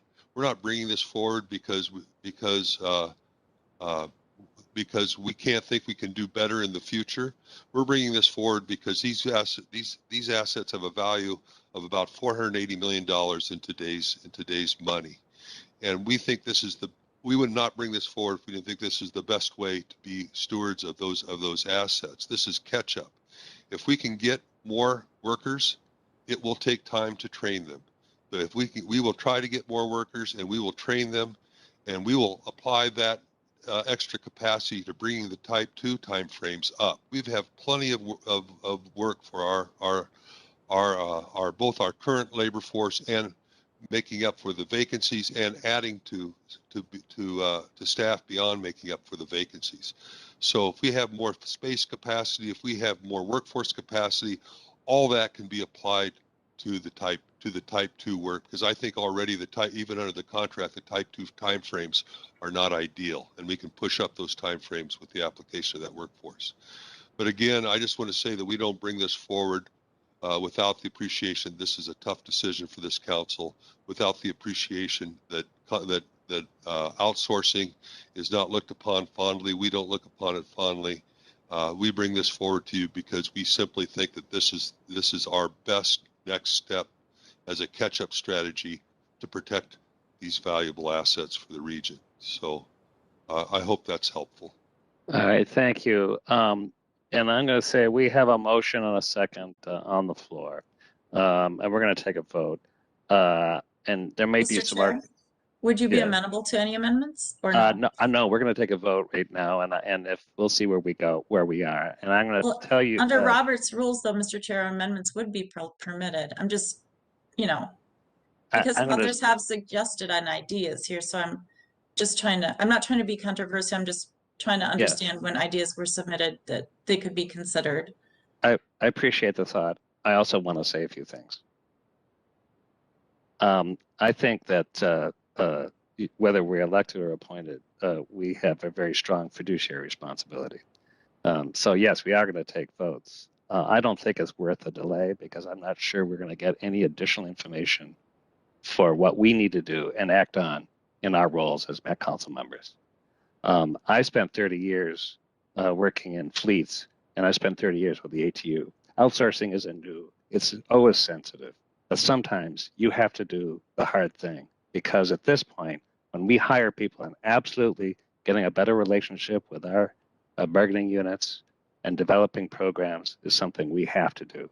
But to ignore the fiduciary and the incredibly financial risk of not taking this action, I think would be irresponsible. So that's why I'm voting yes. And yes, we certainly can consider other kind of mitigating factors like delaying it and questioning, but in all the investigation that many of you have done, I have done, I don't think we would learn any more than actually taking a vote now. So I'm suggesting we take this vote, and if it goes no, and everybody has a vote, I'm voting yes, because I think that it is incumbent upon us to do a number of things. One is take care of our workforce, absolutely, and develop programs where they will be busy. Every people we hire will be busy working on type 2s or even some of these type 1s. But to ignore what we need to do as council members to take care of the most important assets owned by the state, I think would be remiss in our responsibilities. That's my opinion. I don't know if it's given as strongly, but I give it this case because this is something I'm actually very familiar with. With that, is there any other comments? Wendy. Thank you, Mr. Chair. I agree. And this sort of conversation has come up in the past in the environmental services area as well. And there were some outsourcing of things that are intermittent and not prudent to hire people all the time to do. We had the same sort of thing where some materials were decaying prematurely and some of our pipes were on the verge of collapse, and we needed to outsource some of the inspections because we didn't have enough people internal to do that, and it generated some controversy then as well. But having this one-time catch-up to me makes sense so that our regular workforce can do their work. I wish we were fully staffed, but we're not, and I want to continue to support our workers, but we need to take care of this piece of infrastructure because it's very, very expensive, and getting that done is not going to wreck everything with our labor unions. This is a one-time deal, so I support the one-time deal. All right. Councilmember Fredson, you have the last word. I just wanted to follow up on my question related to what was the cost of just the transportation of the vehicles, and does someone have that answer? Mr. Chair and Councilmember Fredson, it's in the neighborhood of $40,000 per LRV. All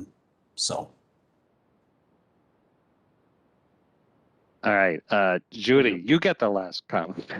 Well, and thank you. And with all due respect, Mr. Chair, I'm just about process. So, I mean, the item goes until the item goes until someone calls the question. And so with all due respect, I mean, I just wanted the opportunity that if there was other solutions, you know, an amendment would be offered. And if it doesn't pass, and I might support the amendment, you know, then I would be fully ready to support moving forward. I am not about delaying. I'm not about being fiscally irresponsible. It's just, for me, it's about process and the fact that others, you know, we're looking for a bit more time. So I'm, with all due respect to everybody here today, I'm just trying to stick to Robert's rules and give people a chance to do whatever it is they want to do in this vote. And I think we all bring our best selves forward to do our jobs with the due diligence that we are asked to do. So I do not disagree with you, Mr. Chair. I'm just trying to, you know, keep in mind that sometimes we can agree to disagree, but we all have our best interests for Met Council and our assets in everything we do. And maybe you know, a postponement, you know, so that others could get more information for another month. I mean, would that be tragic? I don't know. So, but I do respect your leadership here, and, you know, I'm ready to vote with whatever is on the table for the council to vote. And thank you, Judy, and I appreciate that. And I'm not trying to squelch any process. So, you know, whatever that process is, if any council member wants to make any motion or, you know, we obviously will follow that. Mr. Chair, can I just a quick comment? Yep. So, you know, and I was one of the people that, you know, Wes and Brian were very good about sharing a lot of information prior to the meeting, answering questions. But, you know, I think that the concern that I have is that this is not just going to be a one-time, right? So we have, you know, we've been here for 3 years. When it comes to a lot of issues, it seems like the same problems repeat themselves and we don't solve the underlying issue that's causing the delay, right? So we're voting, people are okay with this because we're going to do this one time. But I think one of my key questions is, what have we changed from a management perspective that's going to allow us to fix this permanently fix this problem? Hire more people, you know, change how we do things from a management perspective. I would be more comfortable too if we were thinking about helping the leadership. What needs to change from you know, in recruiting people, hiring people? How do we truly prevent this from, you know, happening again? And so, because otherwise, there's just, you know, we've known about it one way or another for a few years. We've been working on trying to find an in-house solution that hasn't worked out. So now we're at a point where we need to have something that's outsourced.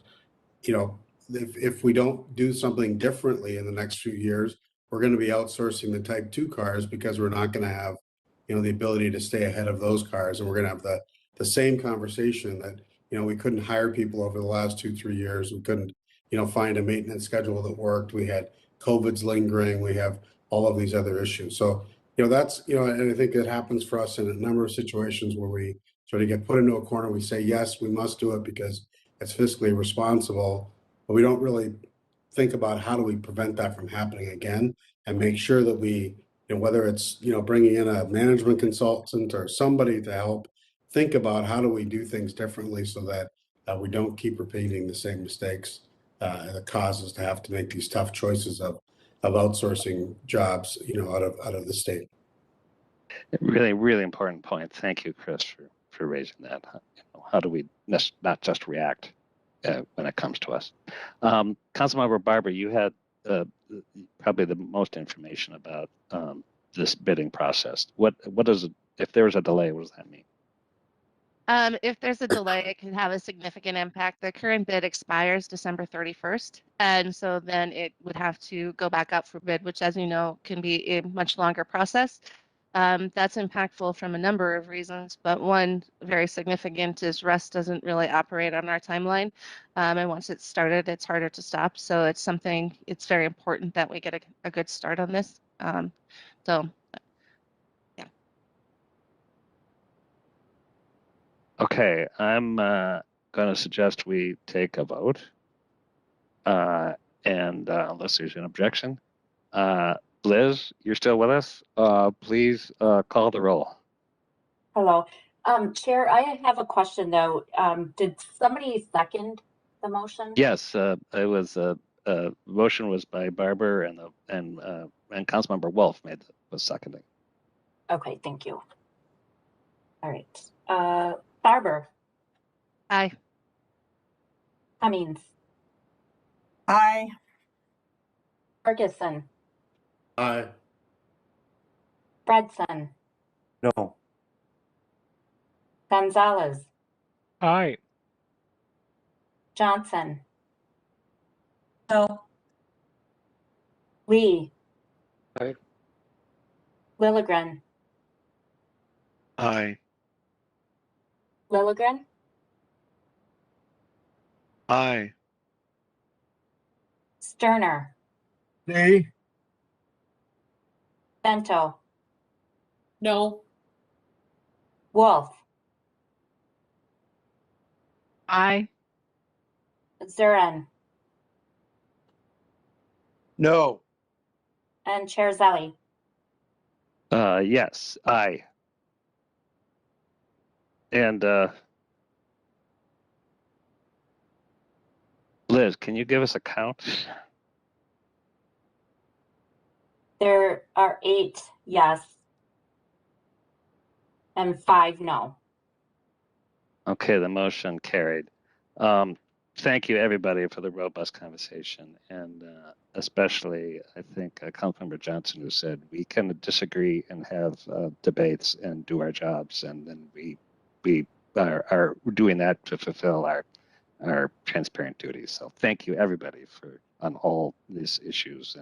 And I think, Councilmember Ferguson, if I could just respond quickly, that we have our work to do. This doesn't mean that was just a vote and we move on. We had a wake-up call for our own work to be good fiduciaries of the process and the relationships. So, Mr. Chair. Yeah, please go ahead. Thank you, Mr. Chair. I know the item is done, but in hearing Councilmember Ferguson, who chairs the Management Committee, I was thinking during this discussion too, I know it goes through transportation, and I know this was kind of on a pace that it needed to get to the council, now understanding, of course, that the bid expires at the end of the month. But as we look forward to solutions around this, whether it's management and how we get to the solutions, so to Councilmember Ferguson's point, we don't find ourselves here again in the future. Could management be included in this discussion as well going forward? So if it's going to transportation, it could also go to management, especially considering the significant expenses behind all of this. Would there be anything that would prevent, the item coming to management, so we could also have our eyes on it to hopefully be part of some solutions? We should take that under consideration and make sure that comment is fully considered. All right, so we were worried that we were going to keep this meeting, busy until 6 o'clock when we are going to be taking a vote that has to be taken after 6 p.m. And now we don't have to worry about that because I think we still have some business to do, including Transportation Committee. We are going to have a presentation from Southwest Light Rail, but we're going to defer the presentation from our community development. So, Councilmember Barber. Thank you, Mr. Chair. Mr. Chair, council members, this is the last one for me. So business item number 2021-333 is regarding the release for public comment of the First Amendment to the updated 2040 Transportation Policy Plan and setting a public comment period and hearing date for the amendment.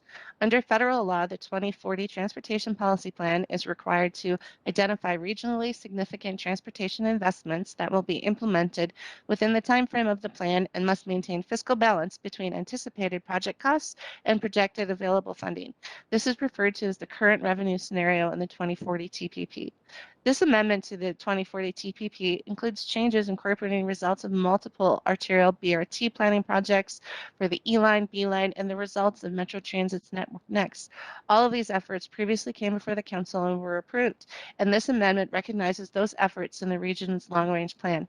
The B-Line, E-Line, F-Line, and G-Line are being added to the plan's current revenue scenario. The amendment also recognizes 6 projects that were awarded funding through MnDOT's Minnesota Highway Freight Program. This competitive statewide process allocates between $20 million and $25 million per year to the highest freight needs in the state. These projects are also being added to the current revenue scenario. The action today will authorize staff to conduct public engagement and receive comments on the amendment, and the Council will consider the amendment for final adoption in March of next year. Therefore, Mr. Chair, I move that for the purposes of holding a public hearing and receiving public comment, the Metropolitan Council release the draft amendment number 1 to the 2040 Transportation Policy Plan to amend the arterial bus rapid transit network next system and amend in 6 MnDOT freight project selections, and authorize a public comment period from December 9, 2021 to January 24, 2022 on the draft document, including a public hearing to be held on January 10, 2022 at 4 p.m. Thank you. Is there a second? President, second. Appreciate that. All right. Any comments? If not, Liz, please call the roll. Barber, Aye. Cummings, Aye. Ferguson, Aye. Fredson, Aye. Gonzalez, Aye. Johnson, Aye. Lee, Aye. Lilligren, Aye. Sterner, Aye. Vento, Aye. Wolf, Aye. Zurin, Aye. and Chair Zelli. Aye. That motion carries. All right, so we're on to a other business and presentation of the kind of an update on our Southwest Light Rail, which we do quarterly. And I know, Jim, you have the 3-hour version, the 1-hour version. Yes. Maybe this should be the 10 to 15-minute version. But, we can work on that, Mr. Chair. And I'm going to say that Jim and we presented some of this publicly just recently, and it is one that is always appreciated. There's tons of details on this project, but we've made some tremendous progress and over this past, even in this past quarter. And when we think about the effects, the economic effects to our state, which is kind of one of the things we were just talking about, this is incredibly substantial in the billions of dollars. And it is gratifying to know that even on the workforce on this Green Line project, 65 counties out of 87 in Minnesota, there are employees bringing home paychecks to their homes. So this isn't just a metro economic impacts of just the construction process. It's really the entire state. So are you going to show the PowerPoint, Jim, or maybe Rick? Yeah, I think Greg is going to bring it up.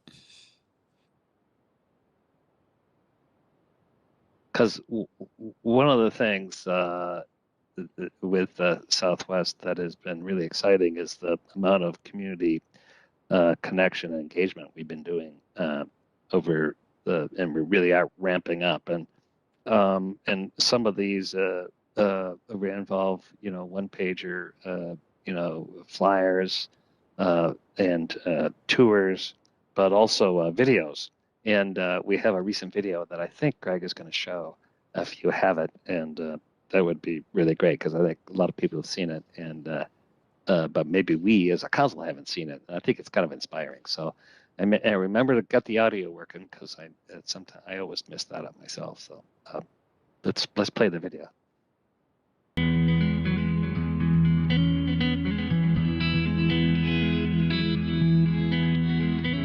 This is the original form of hands-free driving, otherwise known as an LRT train. Audio. So this, of course, is the Green Line extension, otherwise known as the Southwest Light Rail project.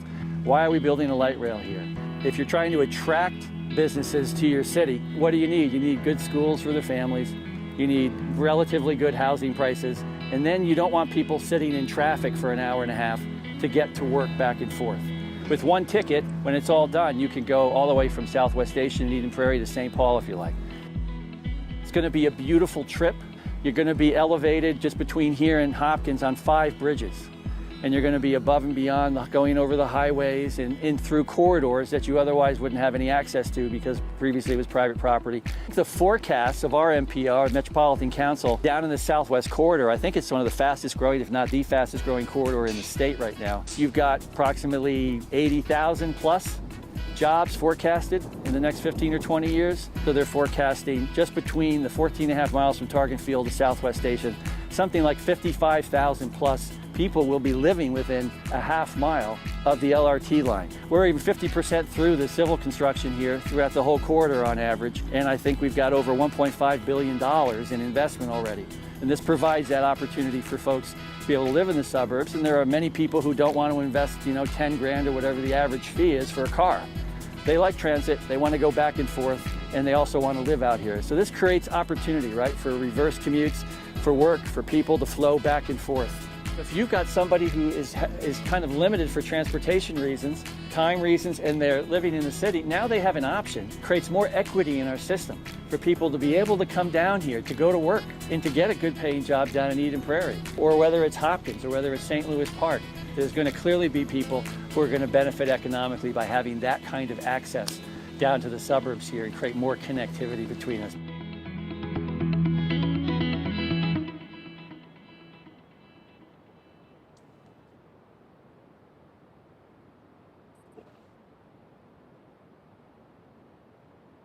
Yeah, I'm sorry that audio wasn't on, but you get a real sense of the visuals, and we'll point you to the website to maybe hear the music. Jim, I'm going to pass it over to you, but first, I just kind of want to acknowledge some of the challenges we've had, and it's in the paper, and geez, I just got asked, on TV last week, when's the project opening? And what's it going to cost? And I really appreciate the project team has been working on that to develop a tightened schedule and really kind of nail down this budget.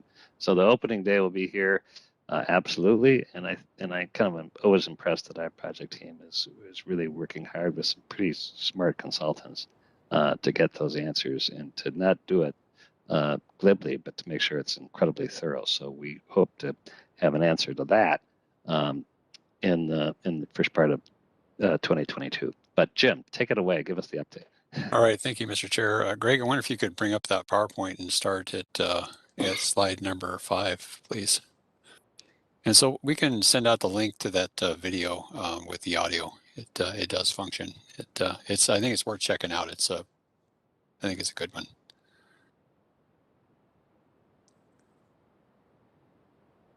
See if Greg could pull up the PowerPoint there. There we go.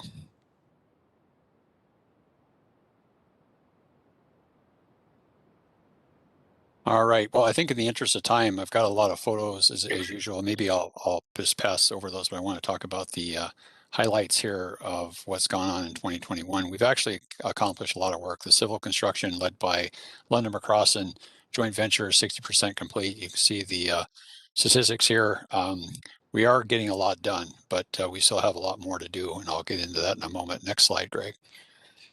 So here's some other numbers that we have. The LRVs were talked about. We do have 25 of what we're calling the Type 3 vehicles in-house. Those are going through commissioning and testing, and still have some equipment to add to them before we can get them onto the into revenue service. So they're not quite ready yet, but they will be in 22.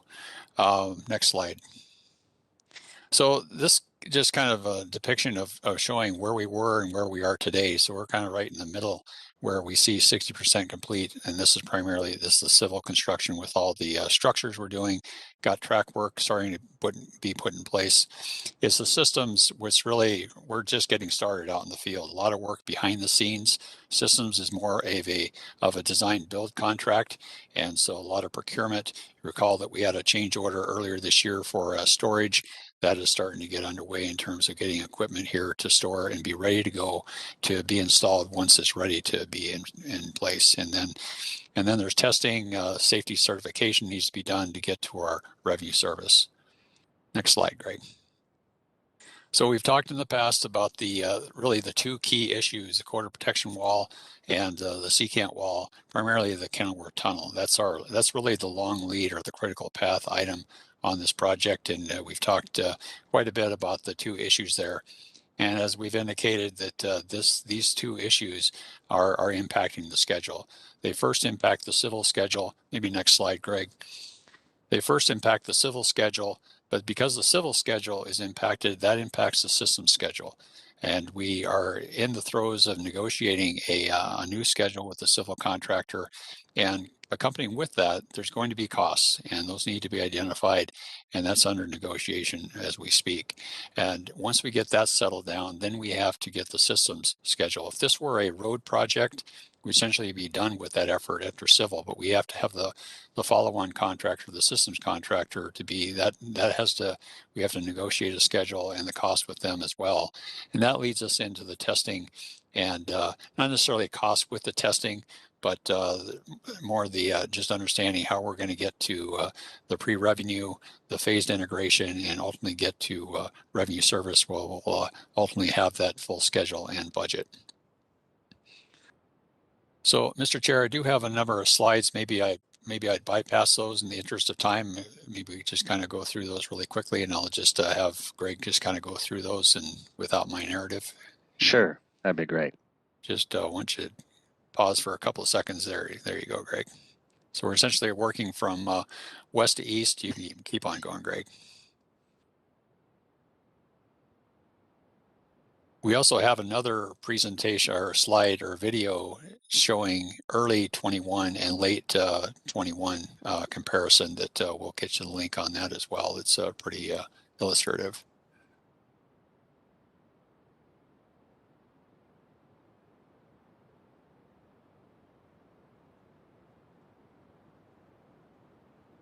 And maybe when you get to the tunnel slide number 24, I'll pause there. So maybe you hold there, Greg. So this is the really the critical path on this, and you know, we have talked about. I think there's an interest possibly of getting some tours going. We've identified some dates for council members if they want to come out and see what's really in action here. Contractor is working on this part of the project, even though it's really cold out there. But and again, get you oriented. That tall building on the image into the left is the Cedar Isles condominium. 10-story condominium and associated parking garage that's right next to our excavation, and essentially a railroad on the other side that you can't see on this image, but give a picture of the kind of the magnitude of this half-mile long tunnel that we're building. Next slide, Greg. You can keep on progressing.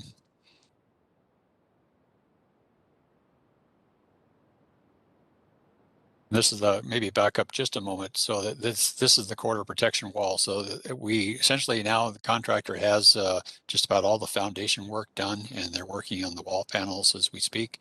And so that work is really did improve over the year as we got the change order in place. Next slide. Maybe we'll go on to systems. I do have a couple of slides on systems contract work. Again, this is really just starting. I think this first image is showing some work out in Eden Prairie for a traction power substation foundation. And then the next slide is just really equipment that the contractor is continuing to procure and will ultimately store pieces like this in a local facility until it's ready to be installed out in the field. And a little bit about Franklin facility that was talked about earlier.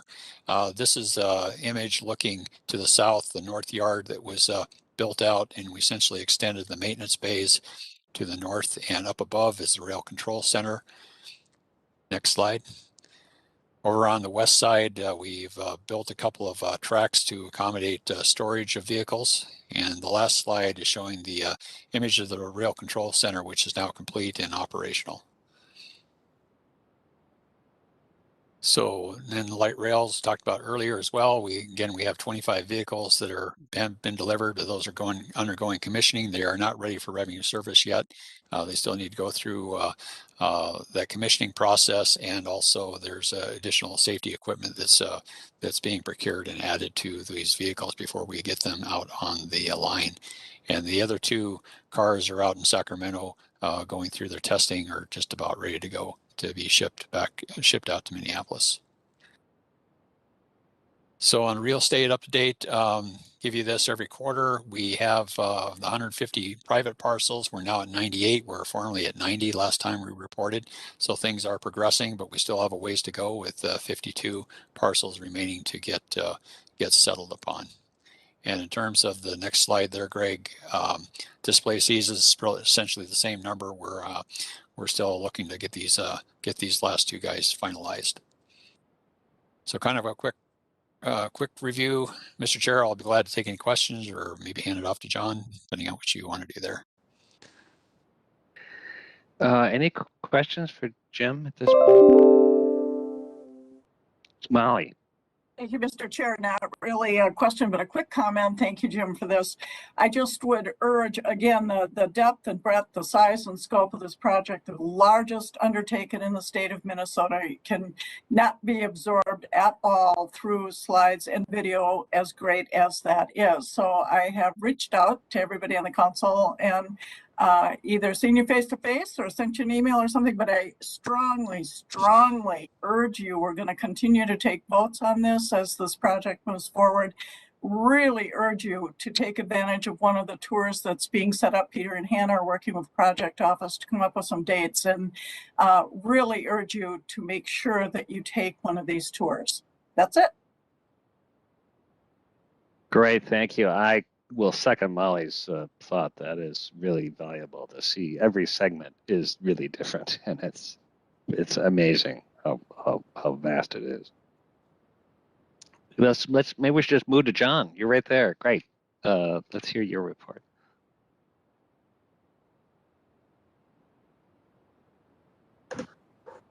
Thank you.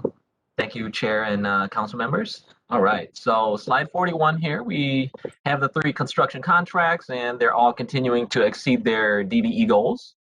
Next slide. And as Jim shared, civil contract 60% complete. We got a big buffer that's been built, exceeding the goal.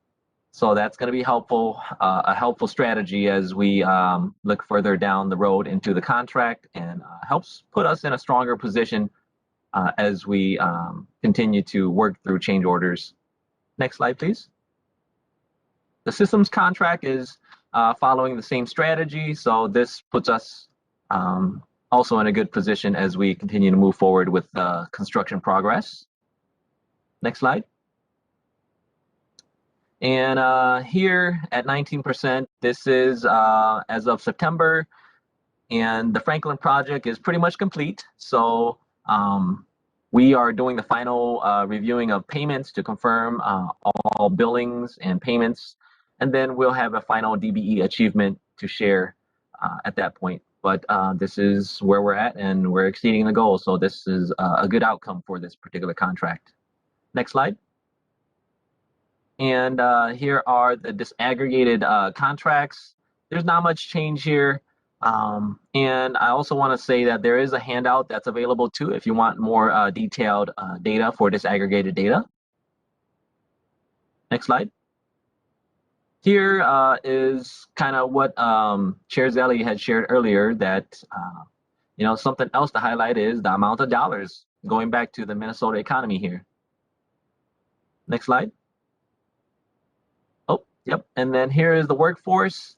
So for workforce, we work with MDHR to track the workforce hours, amount of hours worked on this particular, all these contracts. And the goal is to, work with the contractors to get more equitable outcomes from these contracts.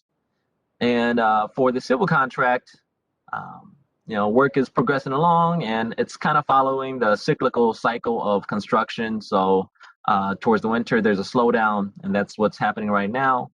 But we are maintaining a 8% participation for women. The prime contractor is planning activities for 2022 to increase and attract more women and POC to the overall industry. So we look forward to seeing that and hearing more about what their plans are, and supporting and helping to promote that in 2022. Next slide. Same thing for the POC. There is an uptick here, as you all know, that the 3594 project ended, and a lot of the folks there were transferred on over to the civil contract. So that's helped increase our POC participation here, and we're hopeful that this is going to continue on out, and hopefully we can maintain this amount and get closer to that 32% goal. Next slide. And then for the this aggregated data right here, for workforce, we did notice a uptick in the participation from Black women, Native American women, and then also Hispanic and Black men. And we are thinking that that is coming from some of the transfers that are coming from that 3594 project. Next slide. So for the systems contract, work has been pretty sporadic. They are working and planning and just waiting on the civil contract to get far enough along where they can start some of their activities. And that's estimated for spring of 2022. So we'll probably have more information to share around that time about workforce. Next slide. And here's the disaggregated data. There's not that much numbers, but there's been a couple electrical contractors, and this is the hours where they're falling into the different ethnic categories. Next slide. So for the Franklin project, these numbers in yellow are most likely the numbers that are going to be the final outcomes for this particular project, as we are at the very end of it. Next slide. One thing to note is that towards the end here, through meetings with the prime contractor and MDHR, we were able to increase women participation.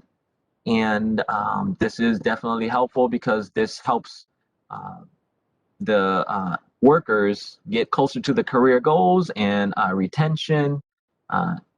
And doing this helps promote their careers and get them closer to further along in their careers and retiring along with their other colleagues who get more work.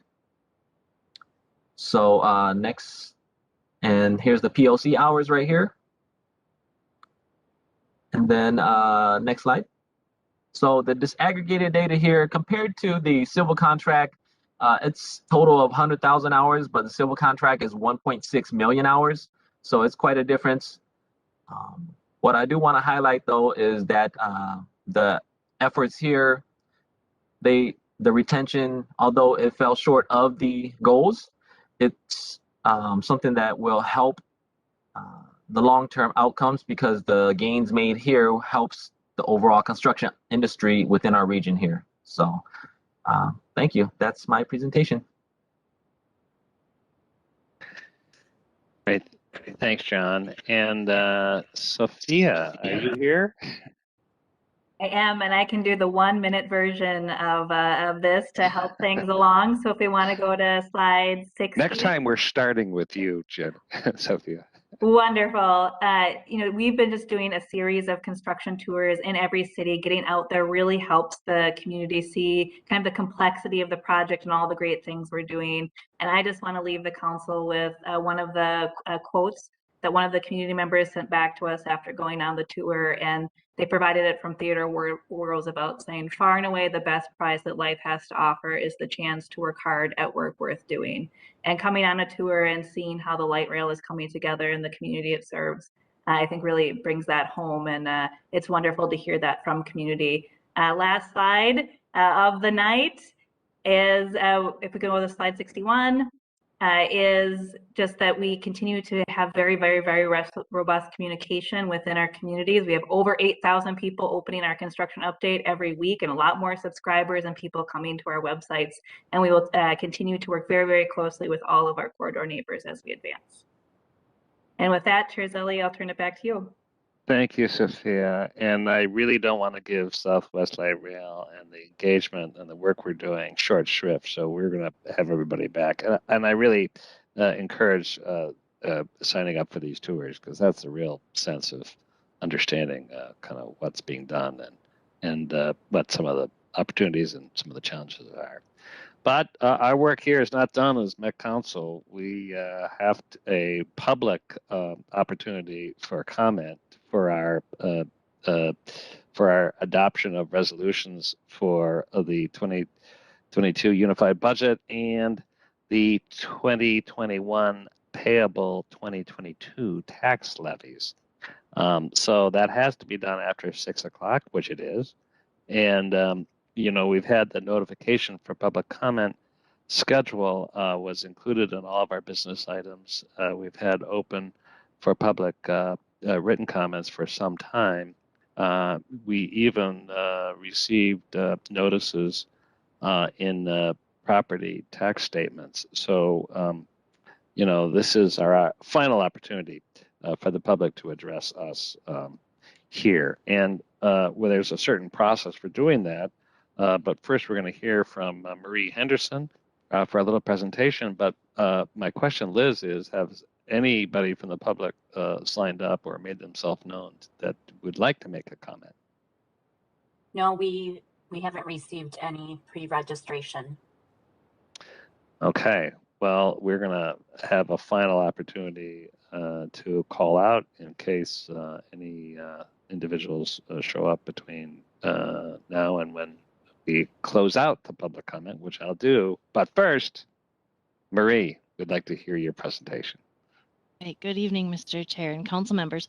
I am Marie Henderson, the Deputy CFO, and tonight I will give you a quick recap of the unified budget of 2022 and explain the budget changes since we last met.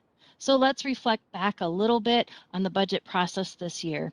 And on August 25th, the council was asked and adopted the 2022 preliminary budget. This included the upper limit of our property tax levy. For 2022, the increased total levy was 2%. On October 27th, the council was asked to adopt the public comment budget.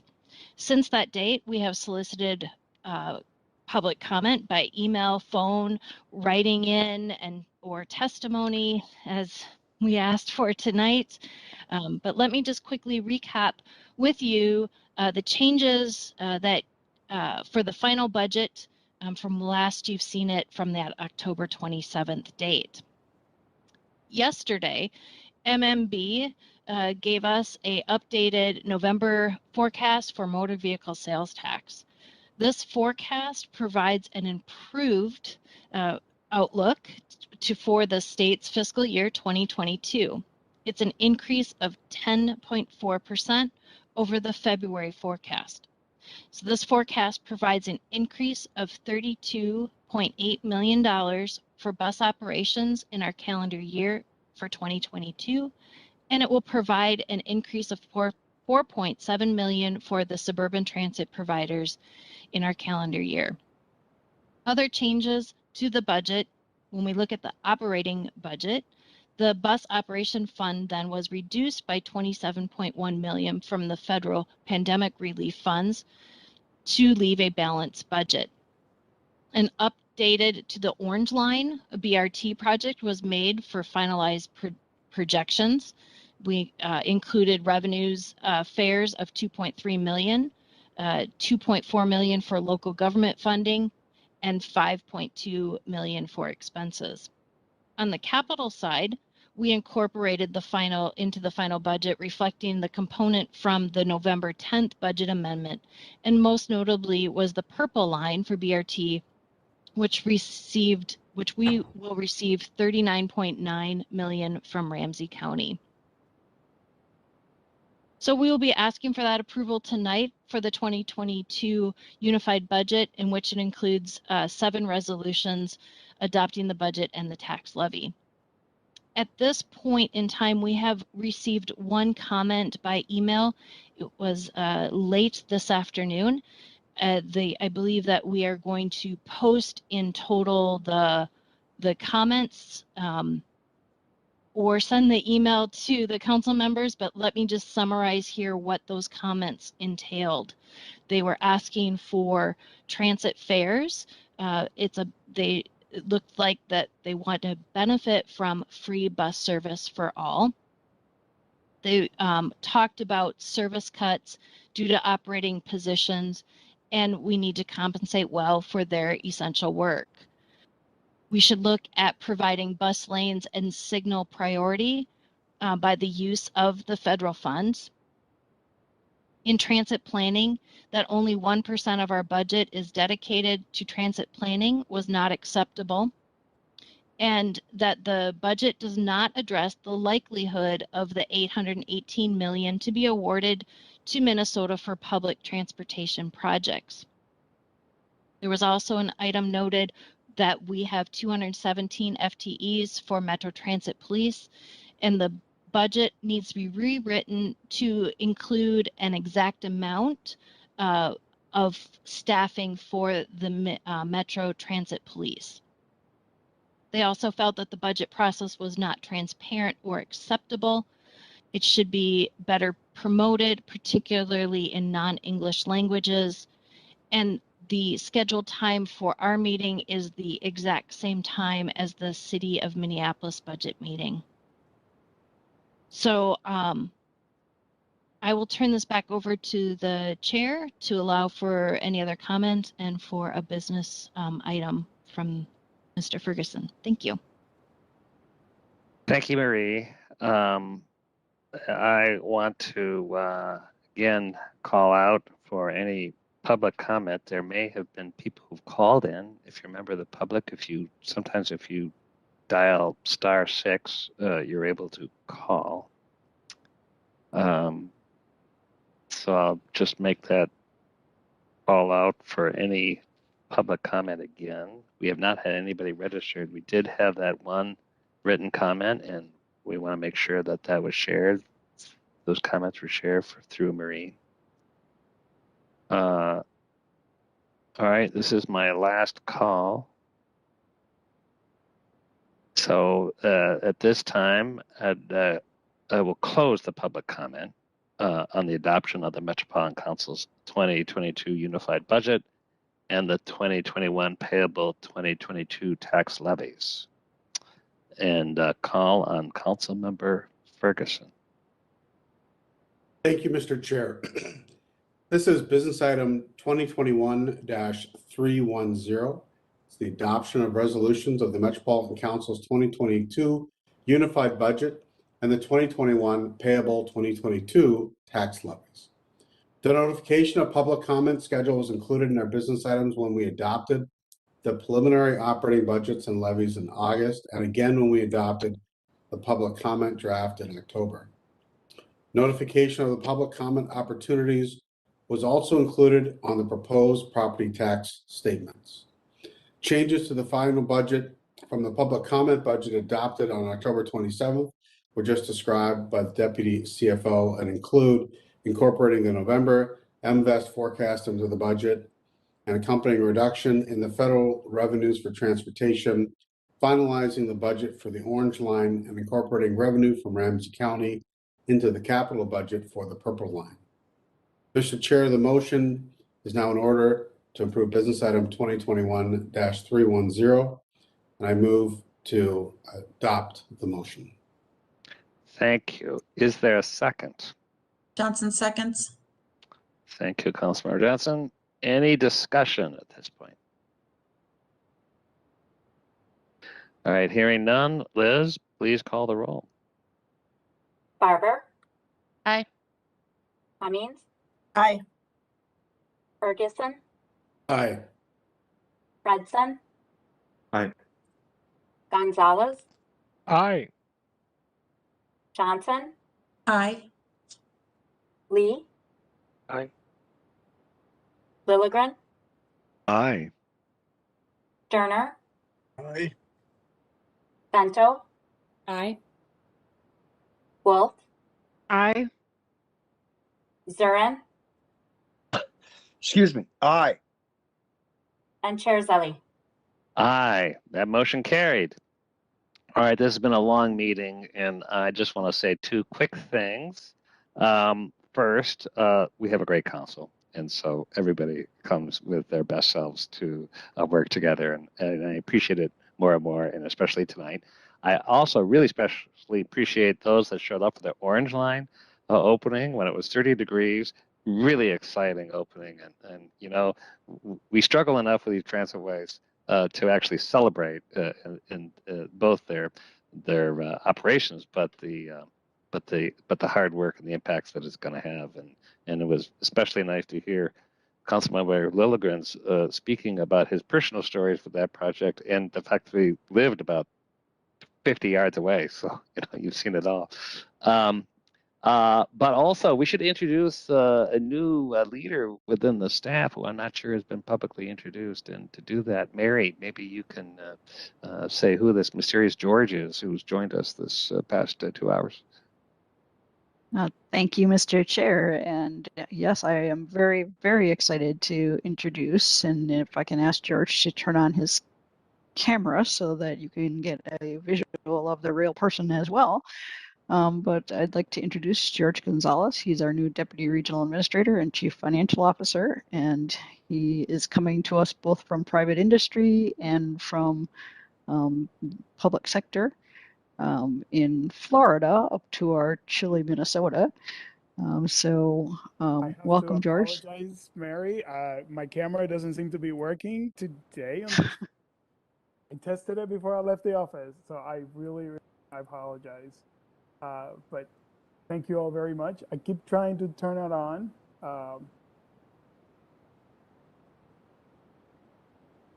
No We certainly problem. understand. Yes. For a second. There we go. Oh my gosh, there it is. Yes. There we go. Thank you so much, everybody. Chair Zilli and council members. I appreciate the opportunity to work with you guys. It's a little cooler than in Florida, I gotta say, when I left Clearwater. Today, I was told it was, warm, 79 degrees. So it's a little chilly, but it's okay. It's great. I'm super excited to be here. Thank you, Mary. As I said, I've worked for Coca-Cola Company. I also worked for United Technologies, Otis Elevators, which is a division of United. And the last 5 years with Pinellas County, where I oversaw 500,000 customers of water, wastewater, and reclaimed water, all the business and finance side of it. So this is a great opportunity. The more I learn about Metropolitan Council, the more excited I am to bring a set of eyes, ask a lot of questions, and looking forward to meeting each and every one of you, even if it's just for a few minutes, just so you guys get to know me a little bit better and I get to know you a little bit better. So thank you very much. Well, welcome, George. We're going to see a lot of you, and you're going to see a lot of us. And it's chilly, but we have warm hearts, so you're in the right place. And we're going to really be valuable to have your experience, with us. Charlie, it's the benefit of virtual interviewing when you're in Minnesota and your candidate's in Florida. They don't know. It was 3 degrees this morning. Oh my God! Don't tell them. You know what? When I got here, it was cooler in Tampa than it was here, so that was kind of weird. Last week was a great week, so good. See, it could happen. Well, with that, does anybody else have anything they would like to share? We've done a lot. All right. Well, have a good evening. Thank you so much, Sue. I hope you get to that council meeting, and we will see you all soon. This meeting is adjourned. Good night. Thank you, everyone. Adios. Good night.